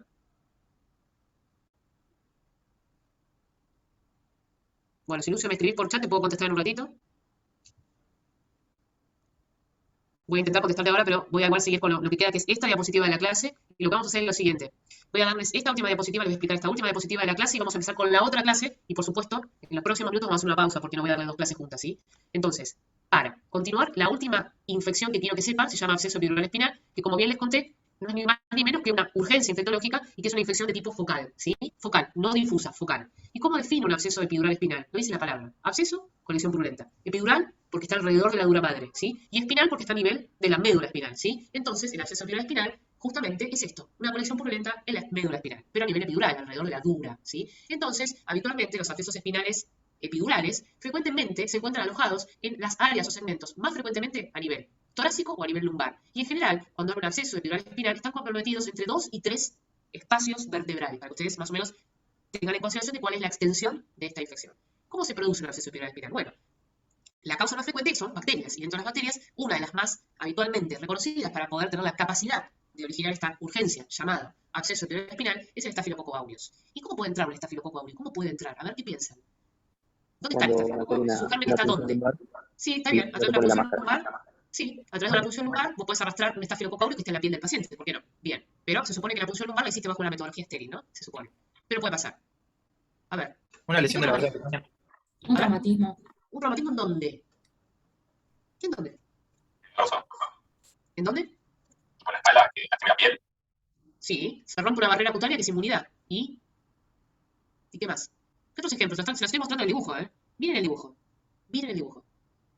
Infección de piel y partes blandas. Una infección de piel y partes blandas, sí, está bien, pero miren el dibujo. ¿Eh? Bien. ¿Por qué? Puede ser la causa o puede ser la complicación de un absceso epidural espinal. Y te explico por qué. Porque ese germen puede sufrir, como siempre, esa entidad se puede desarrollar a través de la inoculación directa de un germen, como ustedes dijeron, en una punción lumbar, en un traumatismo, en atravesar una barrera cutánea infectada, colonizada con Staphylococcus aureus, como es la piel, pero también puede surgir a través de un impacto que proviene de ¿qué? De una circulación, es decir, de vía hematógena. Entonces, si yo tengo una infección en otra área y esa infección, ese germen, lo que hace es mecanismo de bacteriemia y comienza a circular, puede impactar en la área espiral epidural, ¿sí? En la epidura. Entonces, fíjense que estos son ejemplos. Si yo, por ejemplo, tengo un absceso en este músculo que se llama psoas ilíaco, ¿sí? Un absceso del psoas por inoculación directa, por vecindad, por estar cerquita, puede provocar esto. ¿Se entiende el ejemplo? Entonces, las vías son inoculación directa, como aprendimos, mecanismos contiguos, por ejemplo, que se inflame el músculo psoas ilíaco, por lo tanto hay un absceso, una colección purulenta, o a través de la circulación, ¿está bien? Entonces, esos son los mecanismos por los cuales se puede generar un absceso epidural espinal, por inoculación directa del germen, por vía hematógena, o por un mecanismo anatómico cercano, porque en la vecindad haya otra área que está sufriendo esa infección por Staphylococcus aureus. A ver, creo que lo entendieron. Y la pregunta es ahora, ¿cómo se les ocurre a ustedes y por qué consulta a un paciente epidural espinal? Mira la guardia, ¿qué te dice ese paciente que tiene ahora un absceso epidural espinal? Dolor. Vaya. Primero que tiene, si es una infección. Fiebre. Fiebre. Si me dicen fiebre, me muero. Fiebre. ¿Y qué más? Dolor lumbar, es muy bien. ¿Y por qué puede tener fiebre y dolor lumbar? Fiebre por una infección. Y el dolor lumbar, porque habitualmente dijimos que el absceso espiral se localiza, se aloja a niveles, más que nada, lumbar. Bien, ¿y qué otros síntomas puede tener el paciente? Viene por fiebre y dolor lumbar. ¿Qué otros síntomas puede tener? Un Déficit compromiso. motor. Bien, ¿cómo se llama ese déficit motor? A ver, síndrome deficitario motor. Y, por ejemplo, parálisis. Parestesias, sí. No, parestesia es sensitivo, para. Ok, Síndrome sí, perdón. deficitario- espera, no, espera. Si no te corrijo, es un concepto que lo tenés erróneo y es semiológico, ¿no? Y la semiología viene antes que la neurología, ¿no? Así que no mezclemos. Síndrome deficitario motor, ejemplo, paresia, parálisis. Estos pacientes pueden consultar por paraparesia o paraplegia, ¿sí? Muy bien. Ahora, Sí, ¿qué otros sí. síntomas? Sé que es muy básico esto, pero si no lo tenemos como concepto, También hay sí sensitivos como sí, las bueno, parestesias o hipostesias o compromiso también esfinteriano. está bien. Eh, ¿Cómo se llama parestesias e hipostesia? ¿Cómo es el síndrome? Vamos, esto es semiología. Para Síndrome explicar, deficitario sensitivo. bueno, eso quiero que me diga. Eso tan básico. Porque antes de la neurología está la semiología. No podemos entender neurología si no recordamos semiología. Y como bien dijo la compañera, trastornos esfinterianos, tanto el esfínter anal como el esfínter vesical. Motivo por el cual, si yo a este paciente no lo trato, no lo diagnostico, este paciente puede lamentablemente quedar parapléjico, postrado en una cama y con trastornos tanto de anestesia por debajo de la región o, por supuesto, con un déficit definitivo de urinario o fecal. Entonces, a este paciente, si viene a la guardia, un paciente con fiebre y dolor lumbar, le tengo que hacer una imagen. Y esa imagen es una resonancia. Y en la resonancia puedo llegar a ver, obviamente, esta conexión purulenta. ¿Y cómo lo voy a tratar? ¿Le hago punción lumbar? Y no, directamente llamo al neurocirujano porque este paciente hay que drenarle el absceso, hay que intervenirlo. El neurocirujano se va a introducir en la médula espinal de este paciente, en la columna de este paciente, va a tomar una muestra, ustedes por supuesto lo cultivaron, y antes de todo eso ya le dieron tratamiento antibiótico. ¿Por qué? Porque este paciente, si no lo tratamos, evoluciona y es un paciente que puede quedar con una paraplegia, postrado en una cama y con trastorno esfinteriano de por vida. ¿Sí? ¿Y cómo lo trato? ¿Qué antibióticos le vamos a dar? ¿De qué espectro? ¿Tengo que cubrir al estafilococo aureus? ¿Tengo que cubrir bacterias anaerobias? ¿Qué le entrego? ¿Qué le indico? Se muere. Y amplio espectro, pero teniendo en cuenta que el A ver. Staphylococcus aureus es el Sí. de mayor prevalencia. Sí. Y también tenés que cubrir bacterias anaeróbicas. Ustedes Sí. cursaron farmacología, ¿no? ¿Yo estoy bien? Sí. ¿Fármaco Sí, 2? Sí, ¿Cursaron? sí. Bueno, fármaco 2 cursaron, antibióticos saben. Vamos. Hago un espectro, a ver. Y para el aerobio es metronidazol, como habíamos Muy dicho bien. antes. Está bien, metronidazol es una excelente opción. ¿Y qué más? Y para Para audio cuerpos se puede. positivos también podría ser ceftriaxona como Voy a antes. hacer ceftriaxona, pero te cuento que Sí, en general usamos vancomicina, metronidazol, sí. cefepime, metronidazol, ¿sí? Porque si el estafilococo es un estafilococo aureus, lo que llamamos AMR, resistente, la ceftriaxona no va a servir. Entonces usamos vancomicina en primera instancia. Vancometro es un ejemplo. Cefepime metro, cefaloporinas de cuarta para cubrir más el espectro, para aumentar más el espectro. ¿Está bien? Vancometro es una buena opción. Pero por supuesto hay que pensar cuál podría ser el germen. Y para pensar cuál podría ser el germen tenemos que pensar de dónde viene esa infección, que ahora impactó a nivel espinal. ¿Bien? ¿Se entendió esto? Así podemos empezar con la otra clase. Sí, sí. No, drenaje no se hace entonces. ¿Cómo? Drenaje en estos casos de absceso epidural. No se hace, no te escucho la palabra, no se hace. Drenajes Drenaje, sí. también. Quirúrgico, en el quirófano y un neurocirujano o un traumatólogo especialista en columna tiene que hacer esto. No lo hacemos nosotros, ¿sí? Porque esto no es una punción lumbar, es un drenaje quirúrgico, ¿sí? Hay que abrir y drenar y tomar una muestra para cultivo y por supuesto ese paciente ustedes ya lo cultivaron, antes que nada, para ahorrar tiempo, ¿sí? ¿Está bien? Es una urgencia, ¿eh? Es una urgencia. Hay que introducirlo en el quirófano al paciente y pedirle al neurocirujano que lo drene, que abra esa cavidad y que me aspire ese absceso y me lo envíe a cultivo, ¿está bien? Sí. ¿Te imaginas más o menos? Sé que es difícil, ¿eh? Pero hay que imaginar, ¿sí? Hay que tener creatividad, ¿no es cierto? Un poco de creatividad y ahí el dibujo un poquito ayuda, ¿sí? Para saber cómo te introducirías en esto, ¿no? Que es el absceso, la conexión. Bien. Y el tratamiento será igual endovenoso y durante varias semanas. Endovenoso, claro. En realidad, el tratamiento va a ser de acuerdo al germen, porque cada germen tiene un tiempo de tratamiento, ¿sí? No es lo mismo el tiempo que vas a tratar un estafilococo aureus que una bacteria anaerobia, pero en general, de movida, lo que tenés que saber es que el tratamiento va a ser seguro entre 4 y 6 semanas, igual que el absceso, ¿sí? Porque es un absceso, tanto el absceso cerebral como el absceso epidural, el tratamiento es largo. Largo es semanas. No es como la meningitis bacteriana, que como te mostré, una listeria de meningitis 7 días de antibiótico y la trataste, o un estreptococo neumonía que son de 10 a 14 días, o una listeria que son 21 días. Los abscesos de cerebro, los abscesos espinales, se tratan semanas. Por supuesto lo vas a drenar desde ya, que también lo vas a drenar quirúrgicamente. Pero el antibiótico se necesita entre 4 y 6 semanas. ¿Se Buenísimo, entendió? gracias. ¿Todo esto se entendió? Bueno, la próxima clase va a ser menos dinámica. Voy a hablar más yo que ustedes, porque no tiene casos clínicos fundamentalmente, ¿sí? Entonces, les voy a compartir pantalla ahora de la otra clase. Igual vamos a hacer dentro de unos minutos vamos a hacer un tiempito de descanso, porque yo sé que estoy hablándoles desde las 9 menos 20 de la mañana, ¿sí?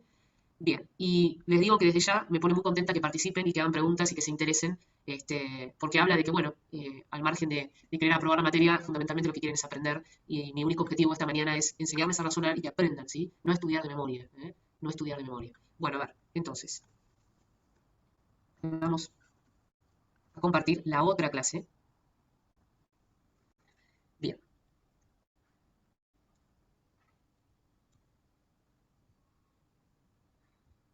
Bien, bien. Pueden ver la presentación, ¿verdad? Yo sigo viendo la de absceso epidural espinal. ¿Siguen viendo esa? Bueno, discúlpenme. Esa la voy a cerrar.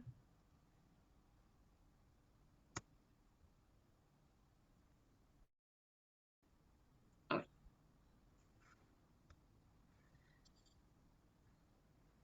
¿La ven ahora? No, todavía no. ¿Sí?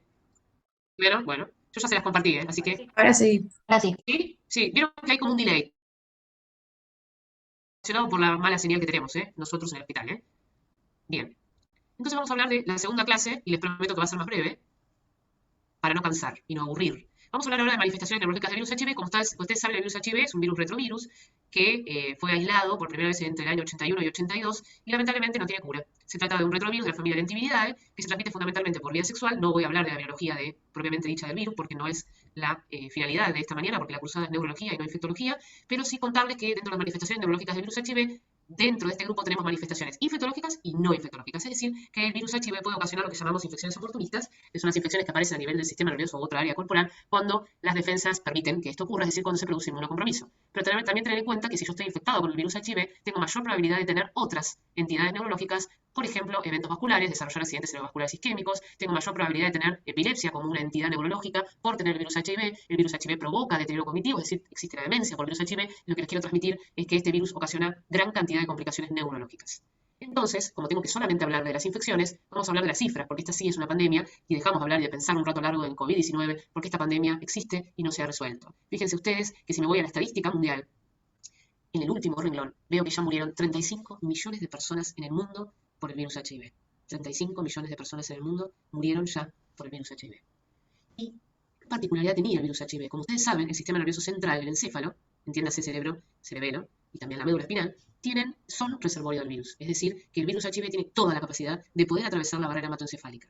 Pero ¿cómo hacía el virus HIV, brevemente, para atravesar la barrera hematoencefálica? Tenía que infectar primero otras células, esconderse y pasar la barrera. Esas células que ustedes ven acá, una se llama monocito, fíjense que está el monocito, y dentro del monocito está para esta partícula, que es un virión, que es el virus HIV, y se ve este linfo, y las células T, los linfocitos T, porque particularmente, inicialmente va a tener tropismo por estas células y va a atravesar la barrera hematoencefálica. Ahora, ¿cómo hacía para atravesar la barrera? Se introducía dentro de estas células. ¿Conocen algo o se acuerdan algo de lo que se llama mecanismo caballo de Troya? ¿Les suena eso? ¿Alguna vez lo leyeron? Sí.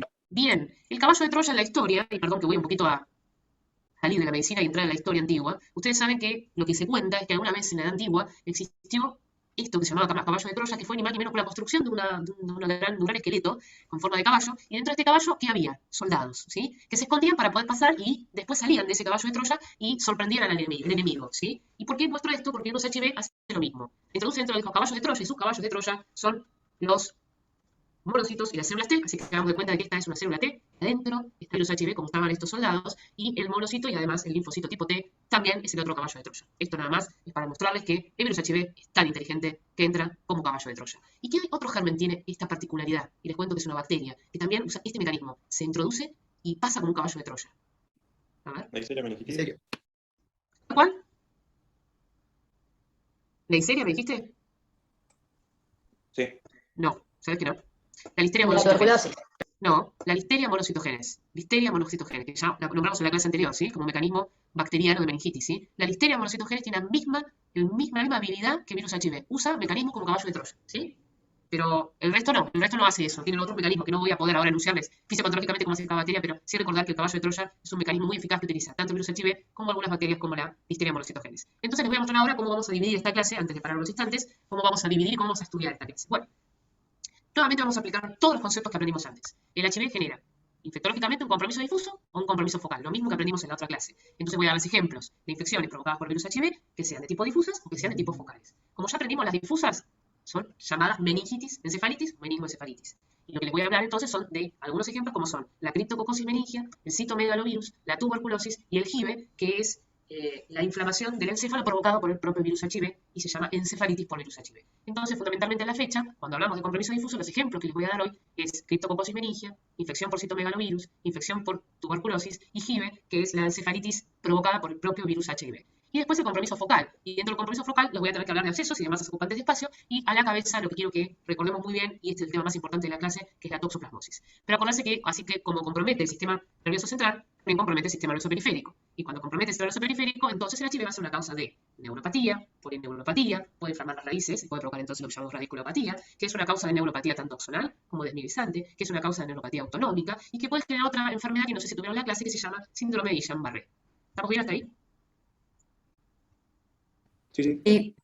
¿Dónde está?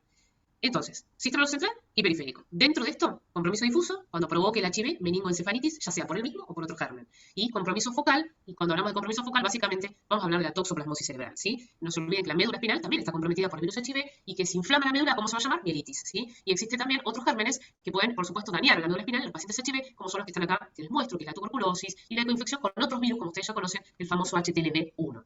Y no olvidarse entonces también que cuando hablamos del virus HIV, hablamos que estos pacientes pueden tener lo que llamamos respuestas inmunes aberrantes, lo que llamamos reconstitución inmune, que por ahí alguna vez lo leyeron, y que además el tratamiento antirretroviral también produce toxicidad sobre el sistema nervioso central y periférico.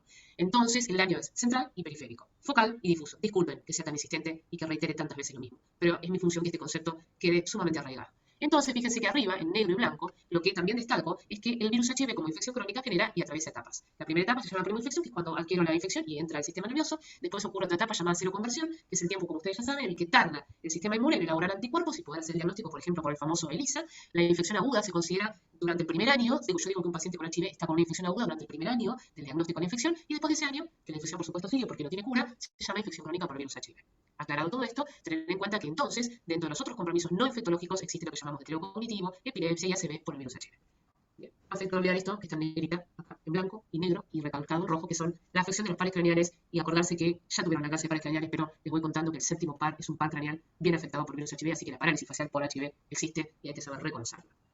¿Cuáles son las generalidades? Bueno, sabemos que lo más importante es conocer la diferencia entre estatus inmunológico y estatus virológico. El estatus virológico es la carga viral, ¿sí? La cantidad de copias del virus por milímetro.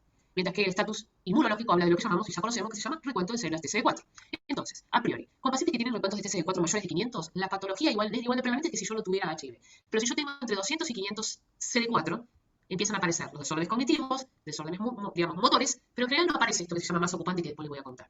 Las lesiones ocupantes de espacio van a aparecer, junto con otras enfermedades, cuando los recuentos de TCD4 sean inferiores a 200 células.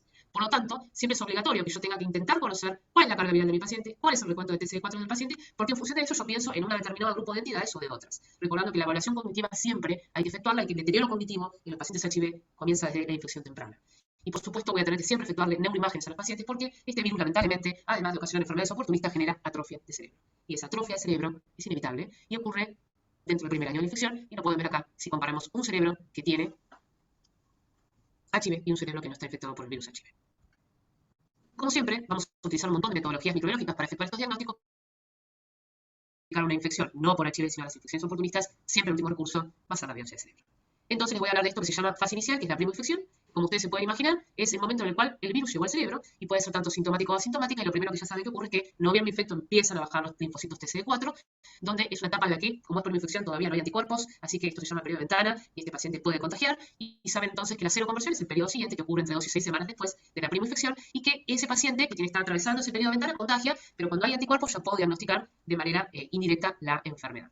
Esto ya sé que lo saben. Es básico. Lo que quiero que recuerden es que cuando un paciente tiene una primoinfección por el virus HIV, neurológicamente puede tener todas estas manifestaciones. La cefalea es una entidad que puede ocurrir en la primoinfección. La meningoencefalitis por el propio virus HIV puede ocurrir como una manifestación neurológica clínica de la primoinfección. El ADEM, el deterioro cognitivo, ocurre en la primoinfección. Las convulsiones pueden ocurrir en la primoinfección. La aparición de movimientos anormales, ¿por qué? Porque al virus HIV le encanta los ganglios basales, la mielopatía, la afección de un par craneal, por ejemplo, una parálisis facial periférica, puede ser una manifestación inicial del compromiso del sistema nervioso.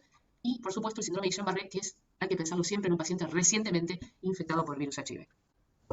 Otra entidad importante para recordar es el síndrome retroviral agudo, que el síndrome retroviral agudo está provocado, es un conjunto de signos y síntomas provocados por los propios antígenos del virus. ¿Sí? Hay un periodo breve de antigenia y empiezan a circular los antígenos virales, entonces algunos pacientes tienen clínica y se llama síndrome retroviral agudo, y esa clínica, ¿sí?, generalmente ocurre en la mitad de los pacientes que se infectaron por el virus y que ocurre entre 2 y 4 semanas después de conocer el virus HIV, y que el inicio más o menos de este síndrome, lo que dura este síndrome, es poquito, 7 a 14 días. El problema es que este síndrome retroviral agudo habla de que nuestro pronóstico futuro de la enfermedad no va a ser igual de bueno, ¿sí? Tienen peor pronóstico los pacientes que tienen un síndrome retroviral agudo, y lo que ocurre básicamente es que hay tantos antígenos circulantes que empieza a haber algunos síntomas. Y cuando es sintomático este síndrome retroviral agudo, lo que tengo es fiebre, decaimiento, odinofagia, aparición de ganglios, es decir, adenopatías, y algunos de estos pacientes, además de tener estos síntomas generales, pueden tener síntomas neurológicos, en realidad entidades, como aprendimos, que una es la meningitis aséptica, como les hablé en la otra clase, la encefalitis por el virus HIV, desarrollar una neuropatía, desarrollar síndrome de Guillain-Barré en esta etapa. ¿Y de qué tengo que diferenciar el síndrome de Guillain-Barré? Perdón, el síndrome retroviral agudo, y perdón que este concepto no es neurológico, sino que es más de la infectología. Pero, ¿con qué me puedo confundir un síndrome de retroviral agudo y con una mononucleosis? ¿Sí? Porque en la mononucleosis me ocurre lo mismo, ¿sí? Tengo fiebre, tengo adenopatías, tengo dolor de garganta, ¿está bien? Esto era para repasar. Y empezando con la primera parte, y después hacemos dentro de 5 minutos voy a parar, lo que vamos a empezar a hablar es de la enfermedad que yo quiero que tengan más en cuenta para la práctica médica y que es pregunta de examen, que es la toxoplasmosis cerebral. La toxoplasmosis cerebral es un ejemplo de infección focal y que es una lesión ocupante de espacio. Y como es una lesión ocupante de espacio, la tendré que diagnosticar y pensar. Y el diagnóstico va a ser utilizando varios elementos. Primero saber que mi paciente tiene HIV, primero saber que mi paciente tiene bajo recuento CD4, primero saber que mi paciente va a tener signos y síntomas, que vamos a ver a continuación, y que voy a tener que efectuar una imagen, sea llamada resonancia o tomografía, para poder ver a esta lesión ocupante. Y hay 3 escenarios diferentes, es decir, hay 3 grandes grupos de pacientes que se pueden exponer y desarrollar la toxoplasmosis. Una cosa es la infección primaria, es decir, infectarme al mismo tiempo con HIV y con toxo. Otra cuestión es la que muestro en el segundo renglón, que se llama reactivación o enfermedad latente, que es lo que ocurre habitualmente. Yo ya tuve contacto, ya soy IgG positivo para toxo, y cuando me inmunodeprimo por el virus HIV, reactivo la infección. ¿Y cómo la reactivo? Con una imagen ocupante. Y el otro escenario que no voy a desarrollar, pero que tenga en cuenta, que otra situación particular es la mujer embarazada que tiene HIV y que además o reactiva toxo o se infecta con toxo. ¿Esto recuerdan algo? ¿Se acuerdan algo de esto de micro? Es muy, digamos, ¿suena lo que estoy diciendo? ¿No le suena? ¿Es repaso? ¿Es aprendizaje? Sí. ¿Están tan cansados que no hablan? ¿No? Están cansados, ahora vamos a parar. ¿Se acuerdan de esto, no? Sí, nos acuerdo. Sí. Bien. Bien, entonces, cuando hablo de toxo, hablo de reactivación. Fundamentalmente, lo que le pasa a un paciente con HIV es que cuando se inmunodeprime, reactiva todas las enfermedades que ya conoció su sistema inmune, y esto pasa fundamentalmente con la toxo, de la mayoría son reactivaciones, y esto ocurre cuando los CD4 empiezan a bajar. Por debajo de 200 hay probabilidad de tener una toxo, y más si tiene recuentos menores a 100. Pero a partir de 200 hacia abajo está la posibilidad. ¿Y qué lóbulos afectaba fundamentalmente la toxoplasmosis? Y más el lóbulo parietal y frontal. Y el diagnóstico ahora vamos a ver, pero por supuesto, lo ideal sería la biopsia. ¿Por qué? Porque la biopsia me va a permitir, por medio de las técnicas de coloración habituales, que ya saben que son PAS, Giemsa y metelamina de plata, ver esto que formaba parte del parásito, que son los quistes y taquizoitos, ¿sí? Entonces, si hablamos de las lesiones por toxoplasmosis pueden ser únicas o múltiples, pueden comprometer un hemisferio o 2 hemisferios, pueden ser supra o infratentoriales, y que fundamentalmente también, además de tener gran afinidad, como les dije, por los lóbulos parietal y frontal, tiene afinidad por los ganglios de la base y el tálamo, y si tiene afinidad por los ganglios de la base, un paciente con toxoplasmosis, por supuesto, puede tener movimientos anormales, también tiene afinidad por la glándula hipofisaria, por el hipotálamo, y lo importante es que ustedes recuerden y que la gravedad de la toxoplasmosis está dada porque ocasiona una necrosis multifocal. ¿Y cómo se presenta? ¿Por qué consulta un paciente con toxo? Bueno, la toxo comienza de forma subaguda, no es como una bronquitis bacteriana que empieza en forma brusca, empieza de manera más solapada. ¿Y por qué consulta? Y bueno, siempre por fiebre. Por fiebre y por signos de foco neurológico. ¿Y cuál era este foco neurológico? En el caso de la toxo, estos pacientes pueden desarrollar cefalea, un síndrome confusional mental, la aparición de movimientos anormales, o lo que llamamos foco neurológico. Por ejemplo, puede tener un síndrome de motor, una parálisis, una plejía braquial, crural. Las formas de presentación son múltiples, pero siempre pensar que es fiebre y foco neurológico. Y dentro de los focos neurológicos, los más frecuentes son la cefalea, el deterioro a nivel de conciencia, que llamamos confusión mental, los movimientos anormales y sobre todo los cambios motores, ¿sí? Deficitarios. Esos son los más frecuentes. Pero depende de dónde está localizada la toxo, ¿no? Ese quiste, ¿sí? Entonces hay que pensar que no solamente se compromete el sistema nervioso central, sino también que puede afectarse otros tejidos. Ustedes saben que, por supuesto, puede haber toxoplasmosis afectando el corazón, el pulmón, los músculos, y dentro del sistema nervioso, no olvidarse que la médula espinal también puede afectarse por la toxoplasmosis. Y cuando yo le solicito una imagen a un paciente que tiene toxoplasmosis, ¿qué voy a encontrar? Todas esas imágenes, lesiones ocupantes de espacio, que son todas imágenes redondeadas, y que fíjense que tienen lo que se llama cápsula, ¿sí? Y que tienen un refuerzo. Entonces se va a parecer mucho a un absceso del cerebro, ¿sí? ¿Por qué? Porque está capsulado. Y en la resonancia lo que voy a poder ver mejor es la presencia de esas múltiples imágenes, a veces son únicas, pero en general son múltiples, que tienen efecto de masa, ¿sí? Que ocupan espacio. Y como ocupan espacio, generan desplazamiento de las estructuras normales y un fenómeno muy importante que se llama edema.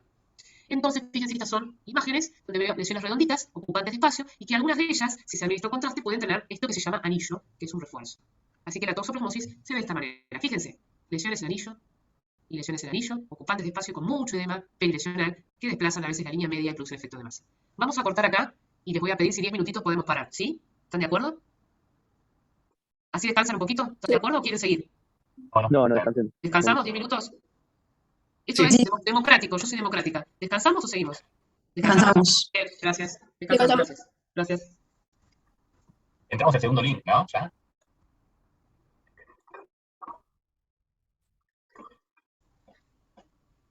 ¿Nos habíamos quedado en esta imagen?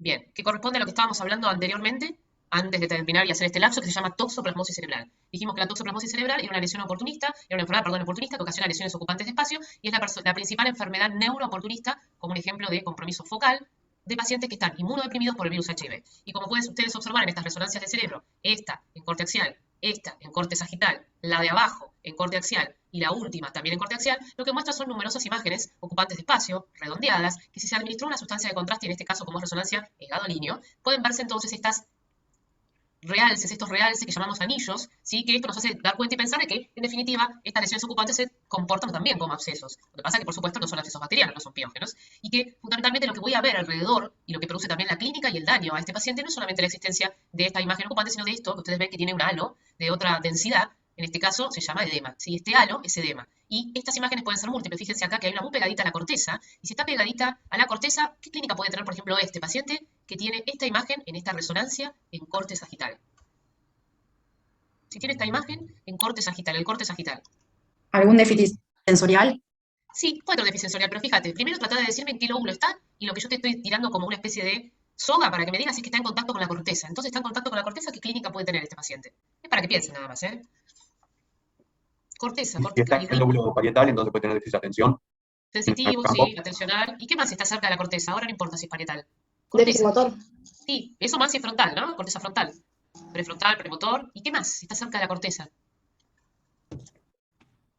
Las meninges. También están las meninges, pero no suele provocar meningitis esto. ¿No podría tener una fascia? Puede tener una fascia si está más en qué lóbulo. Broca y Warwick, ¿qué serían? Frontal y temporal.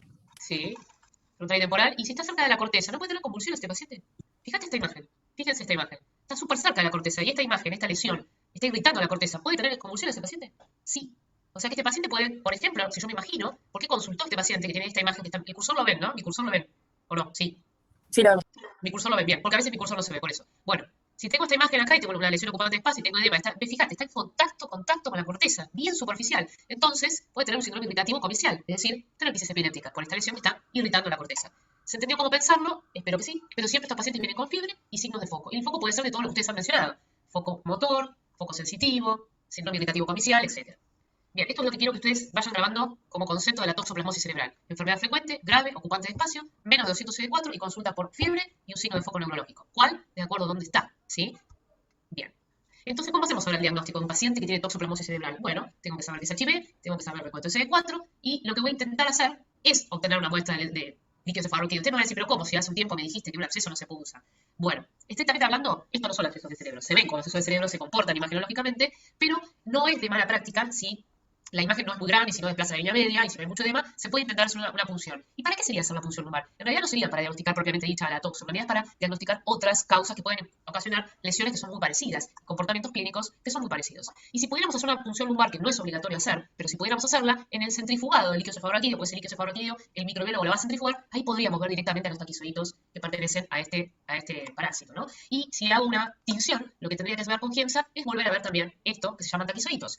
Fíjense que la PCR como una técnica utilizada a través de lo que es la punción lumbar tiene una especificidad alta, así que si por esas casualidades yo puedo punzar a un paciente que tiene toxo y no dañarlo, y le hago una PCR, fíjense que la especificidad es alta y la sensibilidad más o menos, pero la especificidad es alta. ¿Pero qué sí o sí tengo que hacer para diagnosticar una toxo? Sí o sí la clínica, sí o sí los CD4, sí o sí conocer qué, el estado serológico, es decir, si un paciente tiene una IgG positiva previa, implica que antes tuvo toxo, entonces ahora solamente la está reactivando. Entonces, si yo tengo un paciente con una lesión ocupante de espacio, HIV menos 200 CD4, con serología IgG positiva, estoy casi seguro que puede ser una toxo. Obviamente, el diagnóstico definitivo no lo voy a poder hacer casi nunca, porque casi nunca voy a provocarle a un paciente el suficiente daño que ocasiona una biopsia del cerebro. Así que lo ideal, obvio que es la biopsia del cerebro, porque en la biopsia del cerebro directamente le hago la PCR, directamente tinio, con GEMSA y puedo ver todas las formas de presentación parasitaria, ¿no? Entonces, ¿cuándo tengo que pensar en toxo? Paciente con IgG que no recibe tratamiento o profilaxis con un recuento por debajo de 100 y con una imagen ocupante de espacio sugestiva. ¿Y cómo trato la toxo? Empírico, trato empírico. ¿Y qué le entrego empíricamente? Pirimetamina, 200 miligramos, que se llama dosis de carga, y después al día siguiente le vuelvo a administrar pirimetamina con sulfadiazina. Teniendo qué consideración esto para la práctica es, solo un dato, es que si pesan menos de 60 kilos, la pirimetamina es de 50 miligramos al otro día. Pero si pesa más de 60 kilos, le voy a tener que otorgar 75 miligramos y el tratamiento es por vía oral. Así que pirimetamina con sulfadiazina. Sulfadiazina es 1 gramo cada 6, si pesan menos de 60, si pesan más de 60, la sulfadiazina es 1.5 cada 6.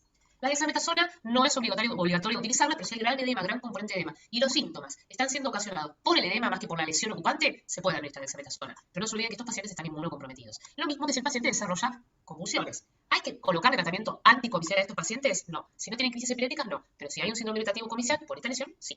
¿Y qué alternativa tenemos? Esto para el conocimiento de todos. Si un paciente es alérgico a las sulfamidas, no le puedo administrar sulfadiazina. Entonces, combino pirimetamina con clindamicina, que es otra opción de tratamiento para este parásito. Y entonces, Lo más importante es entender que cuando uno tiene un paciente con una lesión ocupante de espacio, siempre tiene que pensar en toxoplasmosis. Y el pensamiento, el razonamiento, el camino de razonamiento es el que les dije. Menos de 100 CD4, vuelvo a insistir, IgG positiva en la serología y una imagen sugestiva.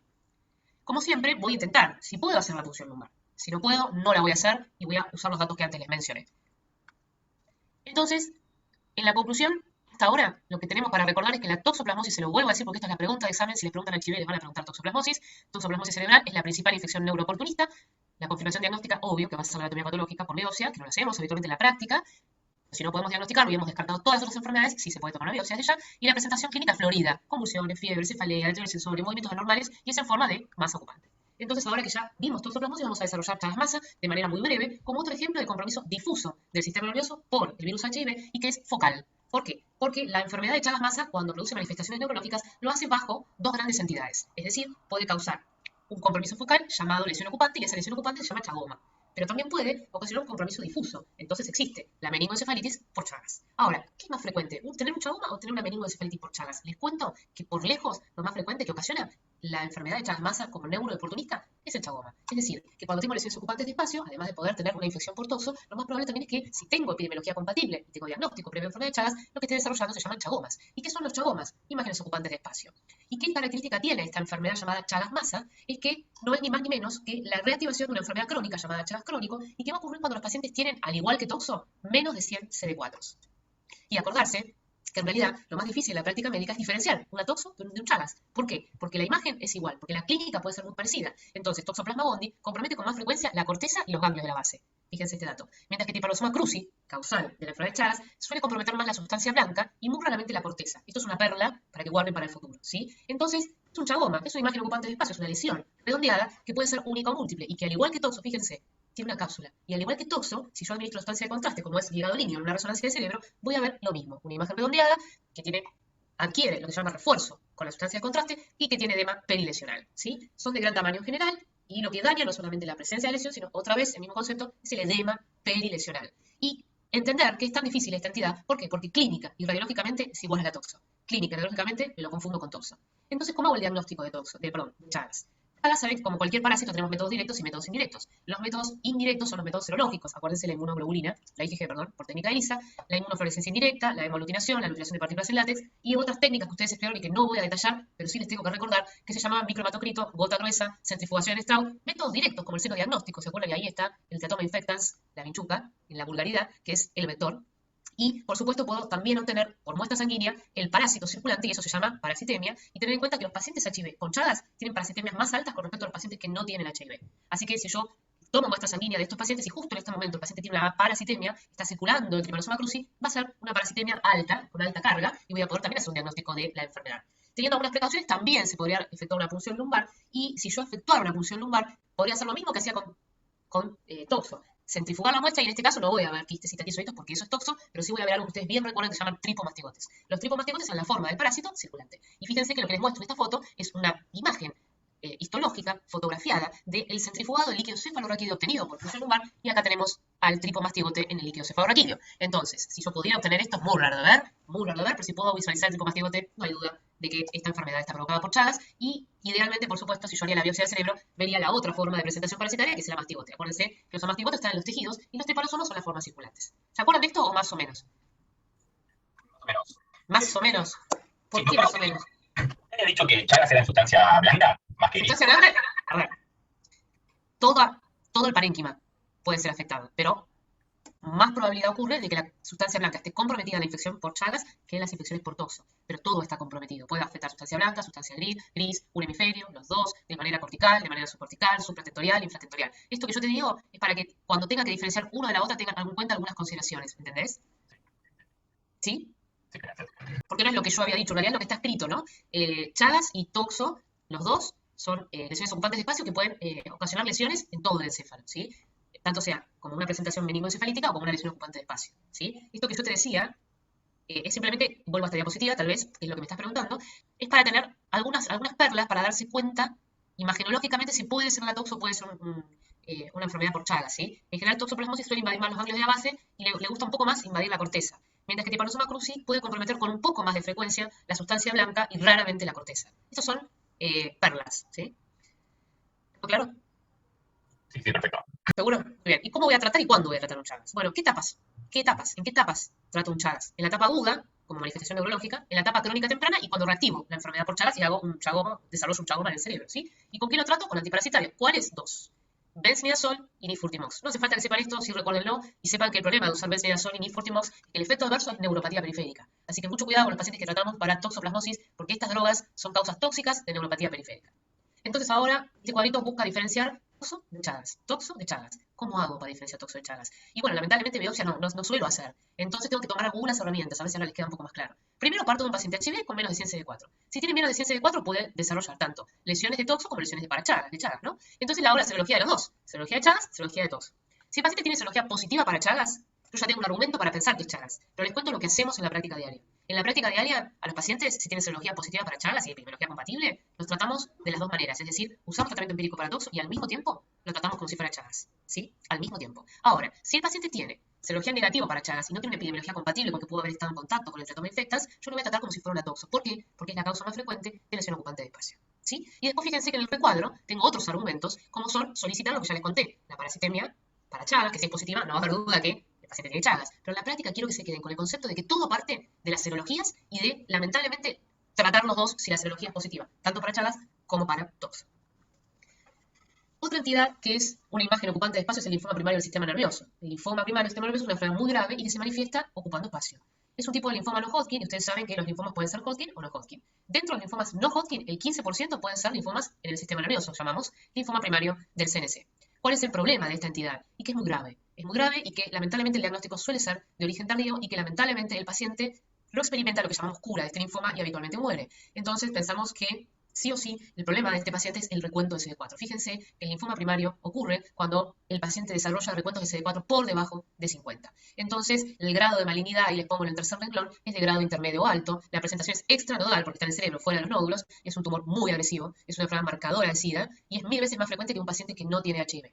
La patogénesis está relacionada con el virus Epstein-Barr, y eso es un concepto importante y que nos ayuda también a hacer el diagnóstico. Ustedes recordarán que el virus Epstein-Barr se integra en el genoma, ¿sí?, de las células y que está vinculado con linfoma primario. Es decir, que para tener un linfoma primario del cerebro es casi una condición haber adquirido antes una infección por virus Epstein-Barr, ya sea de manera sintomática o asintomática. Y el diagnóstico diferencial más importante, como todo lo que vengo hablando, es con la toxoplasmosis cerebral. Como ustedes podrán imaginarse, el linfoma primario va a tener predilección por todo el parénquima, puede ocasionar daño en cualquier parte del parénquima, pero suele estar más habitualmente cerca de los ventrículos, por lo cual decimos que la localización más frecuente de los linfomas primarios del cerebro es a nivel periventricular. En la clínica, el problema es este. En general, el paciente que tiene un linfoma primario suele tener fiebre. ¿Puede tener fiebre? Sí. Y puede tener fiebre porque es un linfoma. Pero en general son afebriles, tienen cursos afebriles. Por eso, cuando diagnosticamos la enfermedad es tarde, porque a veces no tengo el aviso del síndrome febril.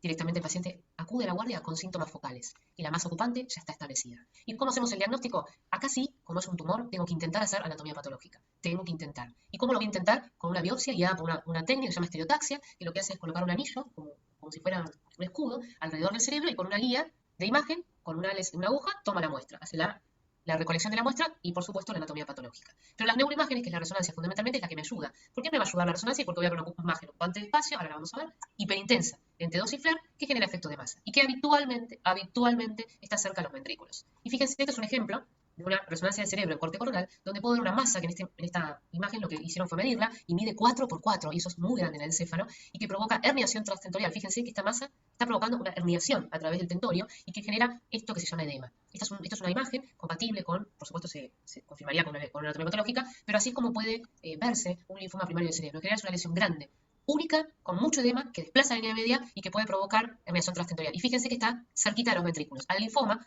esto que ustedes ven acá es una mezcla de todo, del linfoma, del edema, es bien heterogénea, ¿no?, la imagen. Pero muchas veces la imagen no es tan heterogénea y es más redondeada, y por eso, por supuesto, me lo puedo confundir con otras. Ahora, además de hacer una resonancia, hay otra técnica que van a aprender cuando cursen diagnóstico por imágenes, que se llama SPECT. Y el SPECT es una técnica de imagen que utiliza radiotrazadores. Un radiotrazador que sirve para diagnosticar esta enfermedad que se llama linfoma primario del cerebro es el talio 201. ¿Por qué es importante que haya un paciente que estoy sospechando un linfoma primario del cerebro, en un paciente que dijimos que tiene HIV y que tiene menos de 50 CD4? Es porque el talio, como radiotrazador, como radioisótopo, es captado por este tumor. Entonces, cuando yo tengo captación del talio 201, puedo pensar que el paciente tiene un tumor. Entonces, que capte el talio 201, al menos me dice que esa lesión es tumoral. Que no lo capte, me hace pensar que esto no es un tumor. Entonces ya puedo ir excluyendo en el pensamiento la palabra linfoma. Entonces, lo que hay que tener como herramienta es el SPECT positivo con talio que capto, más el virus Epstein-Barr previo diagnosticado con una PCR, ¿sí?, saber que tuvo Epstein-Barr este paciente, y si yo tengo el SPECT la clínica, la imagen y el ADN positivo por Epstein-Barr podría llegar a evitar de hacer lo que no queremos hacer, que es la biopsia de cerebro, ¿sí? Exactamente eso. Ahora, ¿cuándo tengo que hacer la biopsia de cerebro? Y cuando tengo resultados discordantes. ¿Qué quiere decir discordante? Cuando el talio me da positivo, pero el Epstein-Barr es negativo, y la imagen no me parece sugestiva, y hay discordancia entre las herramientas que necesito. Ahí sí, lamentablemente, biopsia de cerebro. El líquido cefalorraquídeo es de utilidad, en realidad, para ver células neoplásicas como en cualquier tumor, y para hacer esto que se llama PCR para el virus Epstein-Barr, ¿sí? La PCR se puede hacer en líquido cefalorraquídeo y en sangre, de ya. IgG positiva habla de que los anticuerpos, ¿se acuerdan ustedes tardíos? Hablan de que hubo infección por virus Epstein-Barr. Entonces el diagnóstico es complejo, porque tengo que tener un SPEC, tengo que tener un Epstein-Barr positivo y tengo que tener una imagen. Así que el diagnóstico es la combinación de todas esas herramientas.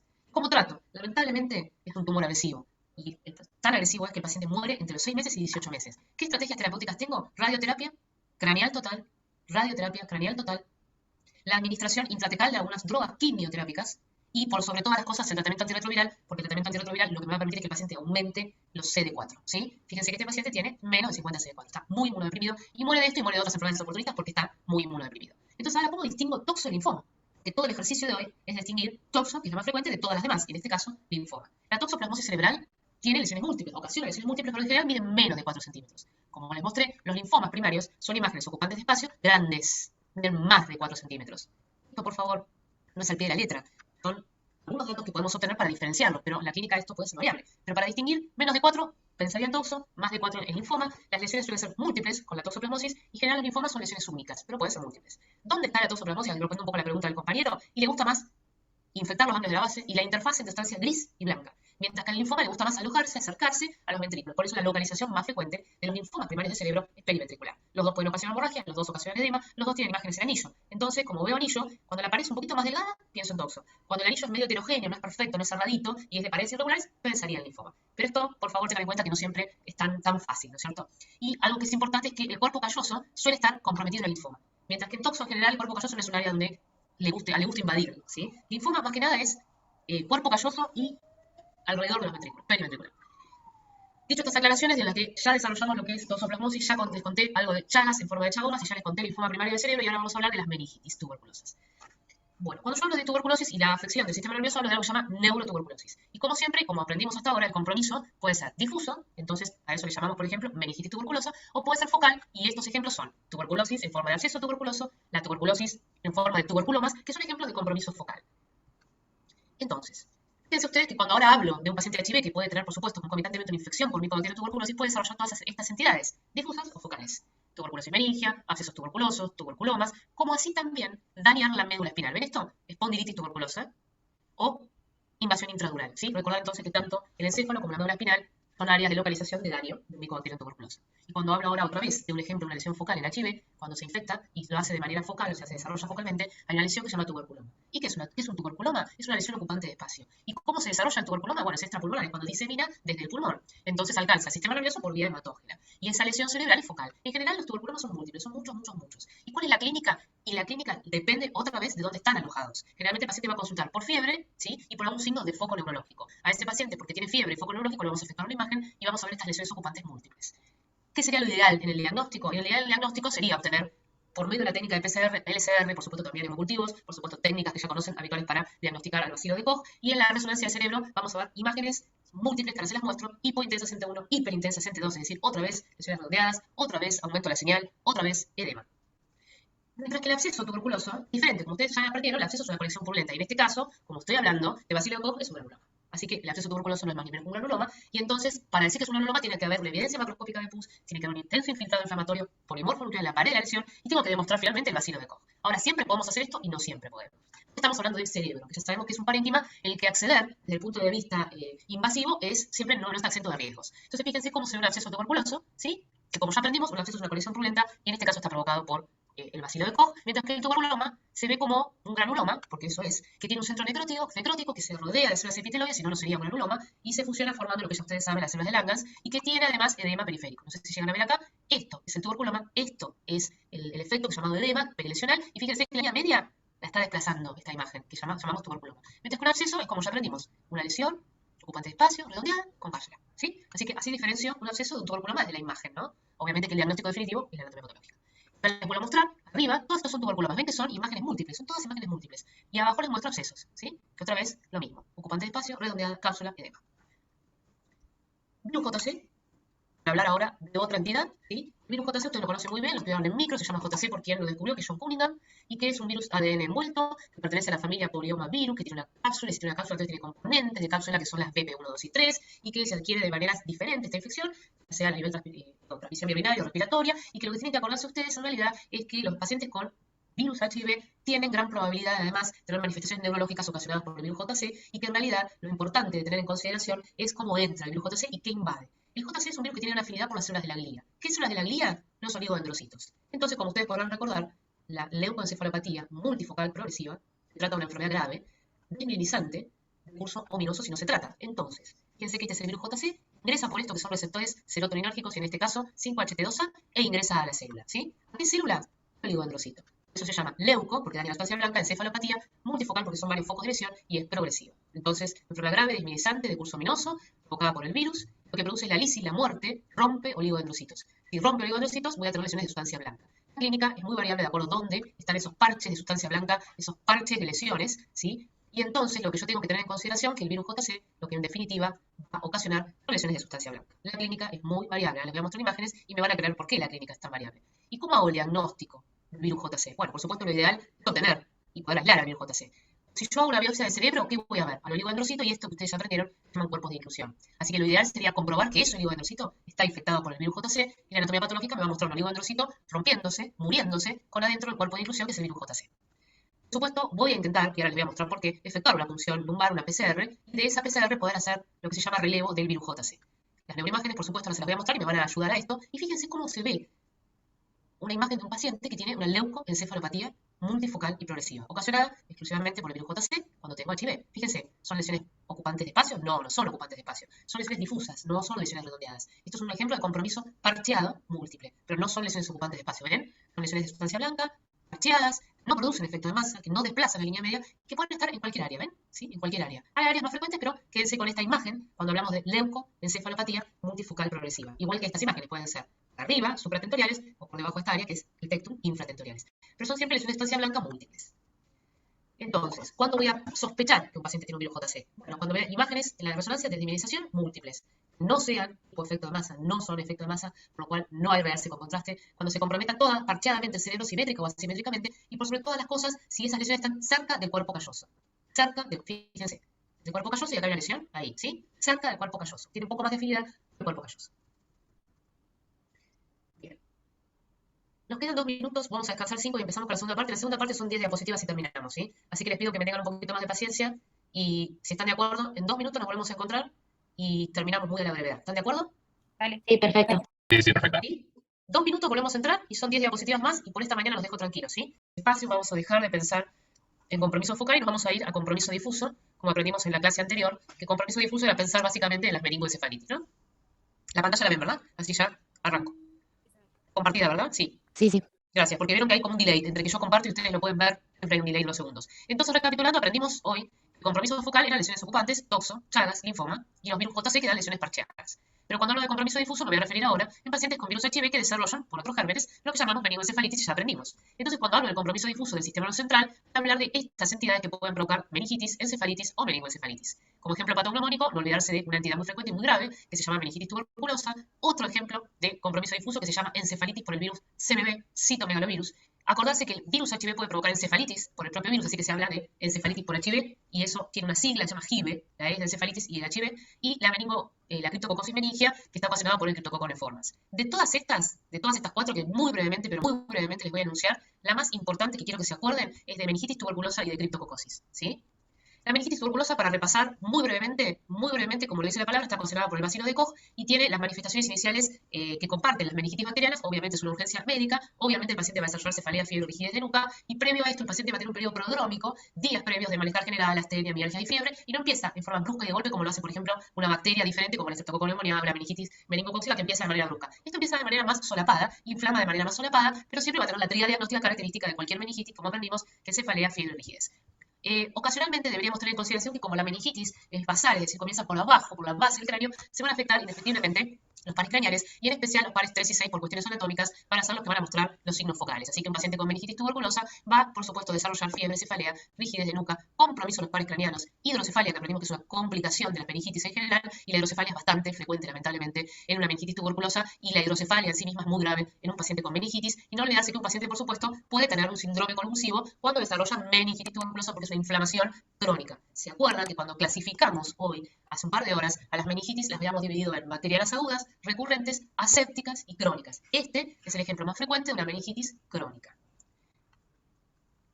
En cuanto a las imágenes, lo que siempre vamos a ver es como que si hay un compromiso inicialmente por la base del cráneo, siempre voy a ir a mirar el polígono de Willis, voy a mirar la base del cráneo y voy a utilizar sustancias de contraste. Y lo que, por ejemplo, les quiero mostrar en esta diapositiva y mostrando acá en el cursor es que esto se comporta de forma basal. La meningitis comienza invadiendo la base del cráneo, por eso hay compromiso de los pares craneales. Y luego, por supuesto, inflama el resto del meninge, ¿no?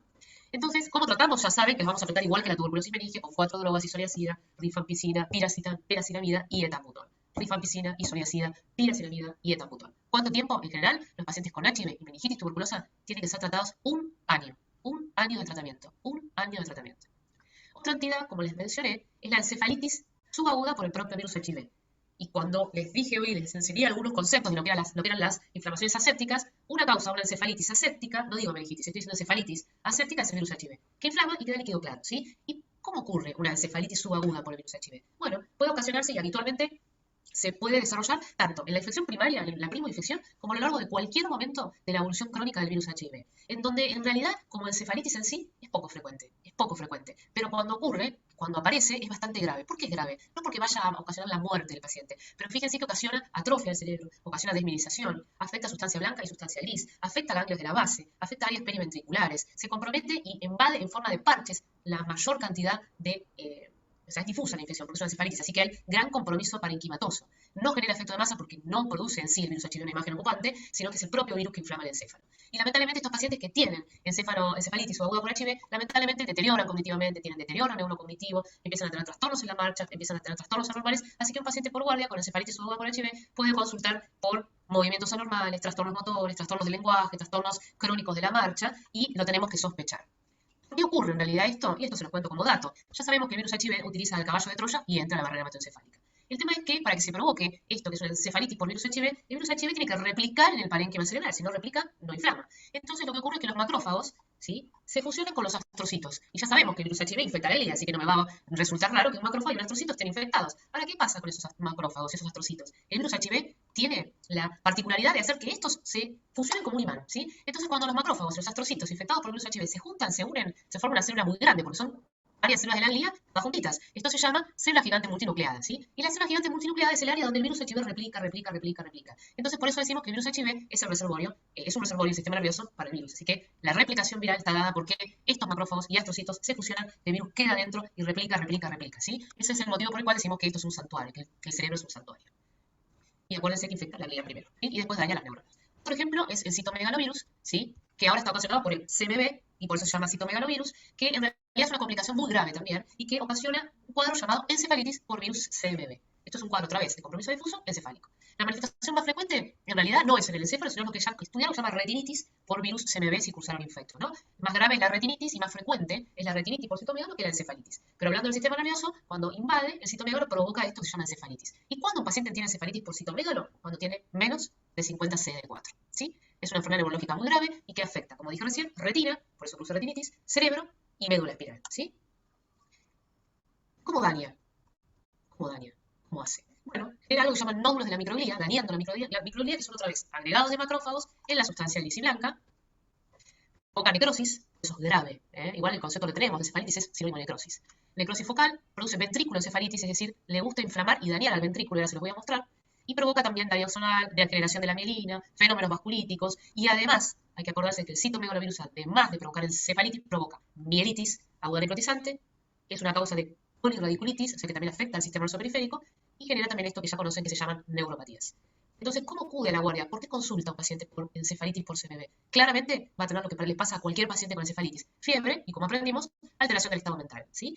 Si este paciente tiene fiebre, alteración del estado mental, diagnóstico de HIV y un recuento de menos 50 CD4, lo tengo que pensar.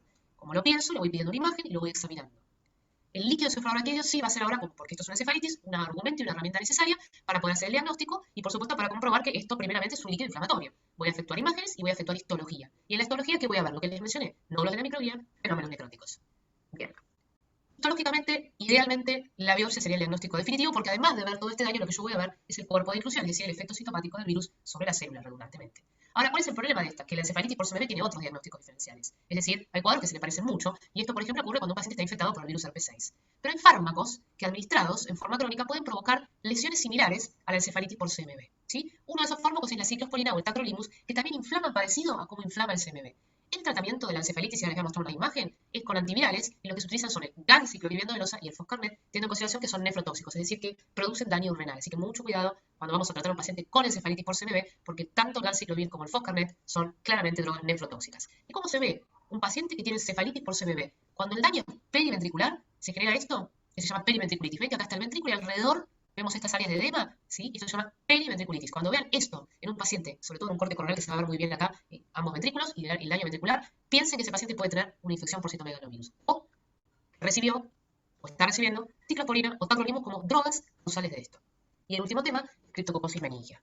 La Cryptococcus meningia, como ustedes saben, está claramente ocasionada por un hongo que se llama Cryptococcus neoformans, variedad neoformans, y lamentablemente es la micosis que con más frecuencia compromete la vida de los pacientes con HIV. Se adquiere, como ustedes saben, por vía inhalatoria y otra vez es una enfermedad marcadora de SIDA. Lo que ocasiona se llama meningoencefalitis difusa, Cryptococcus meningia. Entre las 5 marcadoras más frecuentes que un paciente puede desarrollar está esta entidad y es muy grave. ¿Y por qué es grave? Primero porque provoca una meningoencefalitis y es una urgencia infectológica, pero también es grave porque fíjense que este paciente tiene menos de 100 CD4 y que tenga menos de 100 CD4, como ya aprendimos, lo condiciona para tener otras enfermedades infecciosas al mismo tiempo, es decir, concomitantemente. ¿Y cuál es el problema de la Cryptococcus meningia? Que una vez que un paciente tiene una Cryptococcus meningia, su tasa de recaída es muy alta, es decir, que es una enfermedad lamentablemente recurrente. Genera esto que escribió abajo que se llama recaída. ¿Y cuándo voy a sospechar que un paciente tiene Cryptococcus meningia? Cuando tiene infección por HIV, menos de 100 CD4 y tiene fiebre y cefalea. Es decir, que siempre que un paciente tenga fiebre y cefalea, puede tener una Cryptococcus meningia. Y es mi primer pensamiento como médica. Entonces vuelvo a ponerlo. Fiebre y cefalea, pensar en Cryptococcus meningia. Como todo compromiso meningio, obviamente el paciente va a tener rigidez nucal en examen físico y si no lo trato, la evolución es fatal. Es fatal. ¿Y cómo diagnostico esto? Bueno, es un hongo, ¿sí? Y es una meningitis. Así que punción lumbar, líquido cefalorraquídeo, cultivo, tinta china, que es la técnica que ustedes saben que se usa, hemocultivo por lisis, porque siempre voy a hemocultivar a mi paciente antes de la APL, y otras dos búsquedas que se llaman antígeno raquia, que es buscar los antígenos de la cápsula del hongo a nivel del líquido cefalorraquídeo, por eso es raquia, antígeno raquia, y antígeno M, que es buscar los antígenos en sangre circulantes de la criptococosis, ¿sí? De criptococo. Como ustedes saben y aprendieron, en realidad la tinta china es una de las técnicas que permiten justamente poner en evidencia esto, que es el criptococo. Así que estas imágenes en realidad se llaman criptococomas. Y cuando otra vez vuelvo a decirlo, hasta no cansarme nunca, de que si un paciente tiene HIV y menos de 100 CD4 y viene a la guardia con fiebre y cefalea, indefectiblemente estoy obligado a descartar, si tiene además rigidez de nuca, una meningitis por criptococo. ¿Por qué? Porque es grave, porque el paciente se muere. La cefalea por criptococo es muy grave. El paciente tiene cefalea y esa cefalea es intensa. Son pacientes que, dado a este dolor tan intenso y que además es holocraniano, no pueden moverse, no pueden hablar, no pueden levantarse de la cama y que la punción lumbar los ayuda no solo para diagnosticarlo, sino también para disminuir la presión. Porque como ustedes imaginarán, si yo punzo a un paciente que tiene una meningitis por cripto, la presión es tan elevada, y les cuento, que en general son, digamos, cuando yo voy a tratar a estos pacientes y los voy a punzar para diagnosticar, en general la presión de líquido cefalorraquídeo es muy alta. Así que si cuando punzo a pacientes y el líquido cefalorraquídeo venga muy rápido, tan rápido y a tanta velocidad que lamentablemente los salpique a ustedes, piensen en criptococosis.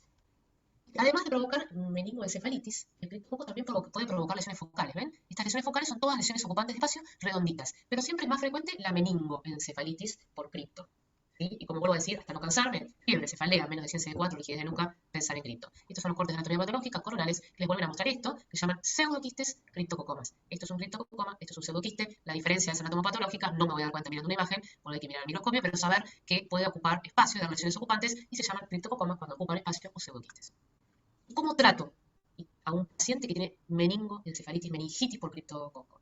Bueno, como ustedes saben es un hongo, así que si es un hongo voy a tener que utilizar fármacos antimicóticos. Como ustedes saben, la anfotericina B es el tratamiento claramente indicado, teniendo en consideración que el tratamiento de esta entidad tiene 3 etapas. Tiene 3 etapas distintas. La primera es la terapia de inducción, que dura 2 semanas, y por vía endovenosa le tengo que administrar a mi paciente anfotericina B. Después de esas 2 semanas de administrarle vía endovenosa anfotericina B, empieza la terapia de consolidación. La terapia de consolidación dura 8 semanas, por lo menos. ¿Y qué le voy a administrar a mi paciente? Fluconazol, 400 miligramos por vía endovenosa y luego por vía oral. ¿Y cómo lo voy a mantener a ese paciente? La terapia de mantenimiento es la tercera fase de tratamiento y lo voy a mantener con fluconazol por vía oral, 200 miligramos, fíjense que la dosis ahora cae a la mitad, durante al menos un año, o durante por lo menos la recuperación de los CD4. Cuando uno dice que un paciente recuperó CD4, cuando aumentaron a más de 200. Y necesito 2 recuentos distintos de linfocitos T CD4 por arriba de 200 consecutivamente para estar seguro que ese paciente mejoró lo suficiente la inmunidad como para que no vuelva a recaer y desarrollar nuevamente una meningitis por cripto. ¿Dudas, preguntas de meningitis por cripto o de algo de esto? Que fue más rápido, pero bueno. ¿Dudas? La criptococosis puede dar focal o difuso, entonces también. Difuso si da meningoencefalitis y focal si son criptococomas. Exactamente, son criptococomas o son pseudoquistes. En general, en la práctica, es mucho más frecuente que se manifieste como una meningoencefalitis. ¿Sí? Los criptococomas y los pseudoquistes son mucho menos frecuentes, mucho menos frecuentes. ¿Dudas, preguntas? Vamos, este es el momento. Fácil, difícil, clase difícil, la de HIV.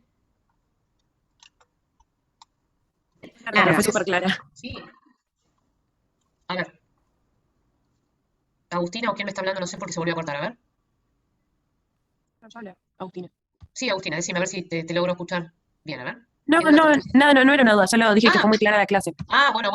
Bueno, entonces les muestro la última imagen, que es el caballo de Troya. Así que bueno, colorín colorado, el cuento se ha terminado y yo les deseo a todos y cada uno de ustedes mucha buena suerte en la cursada, en la profesión, en la vida y por favor estudien siempre razonando. Tengan una buena mañana. Gracias. Muchas gracias. Gracias.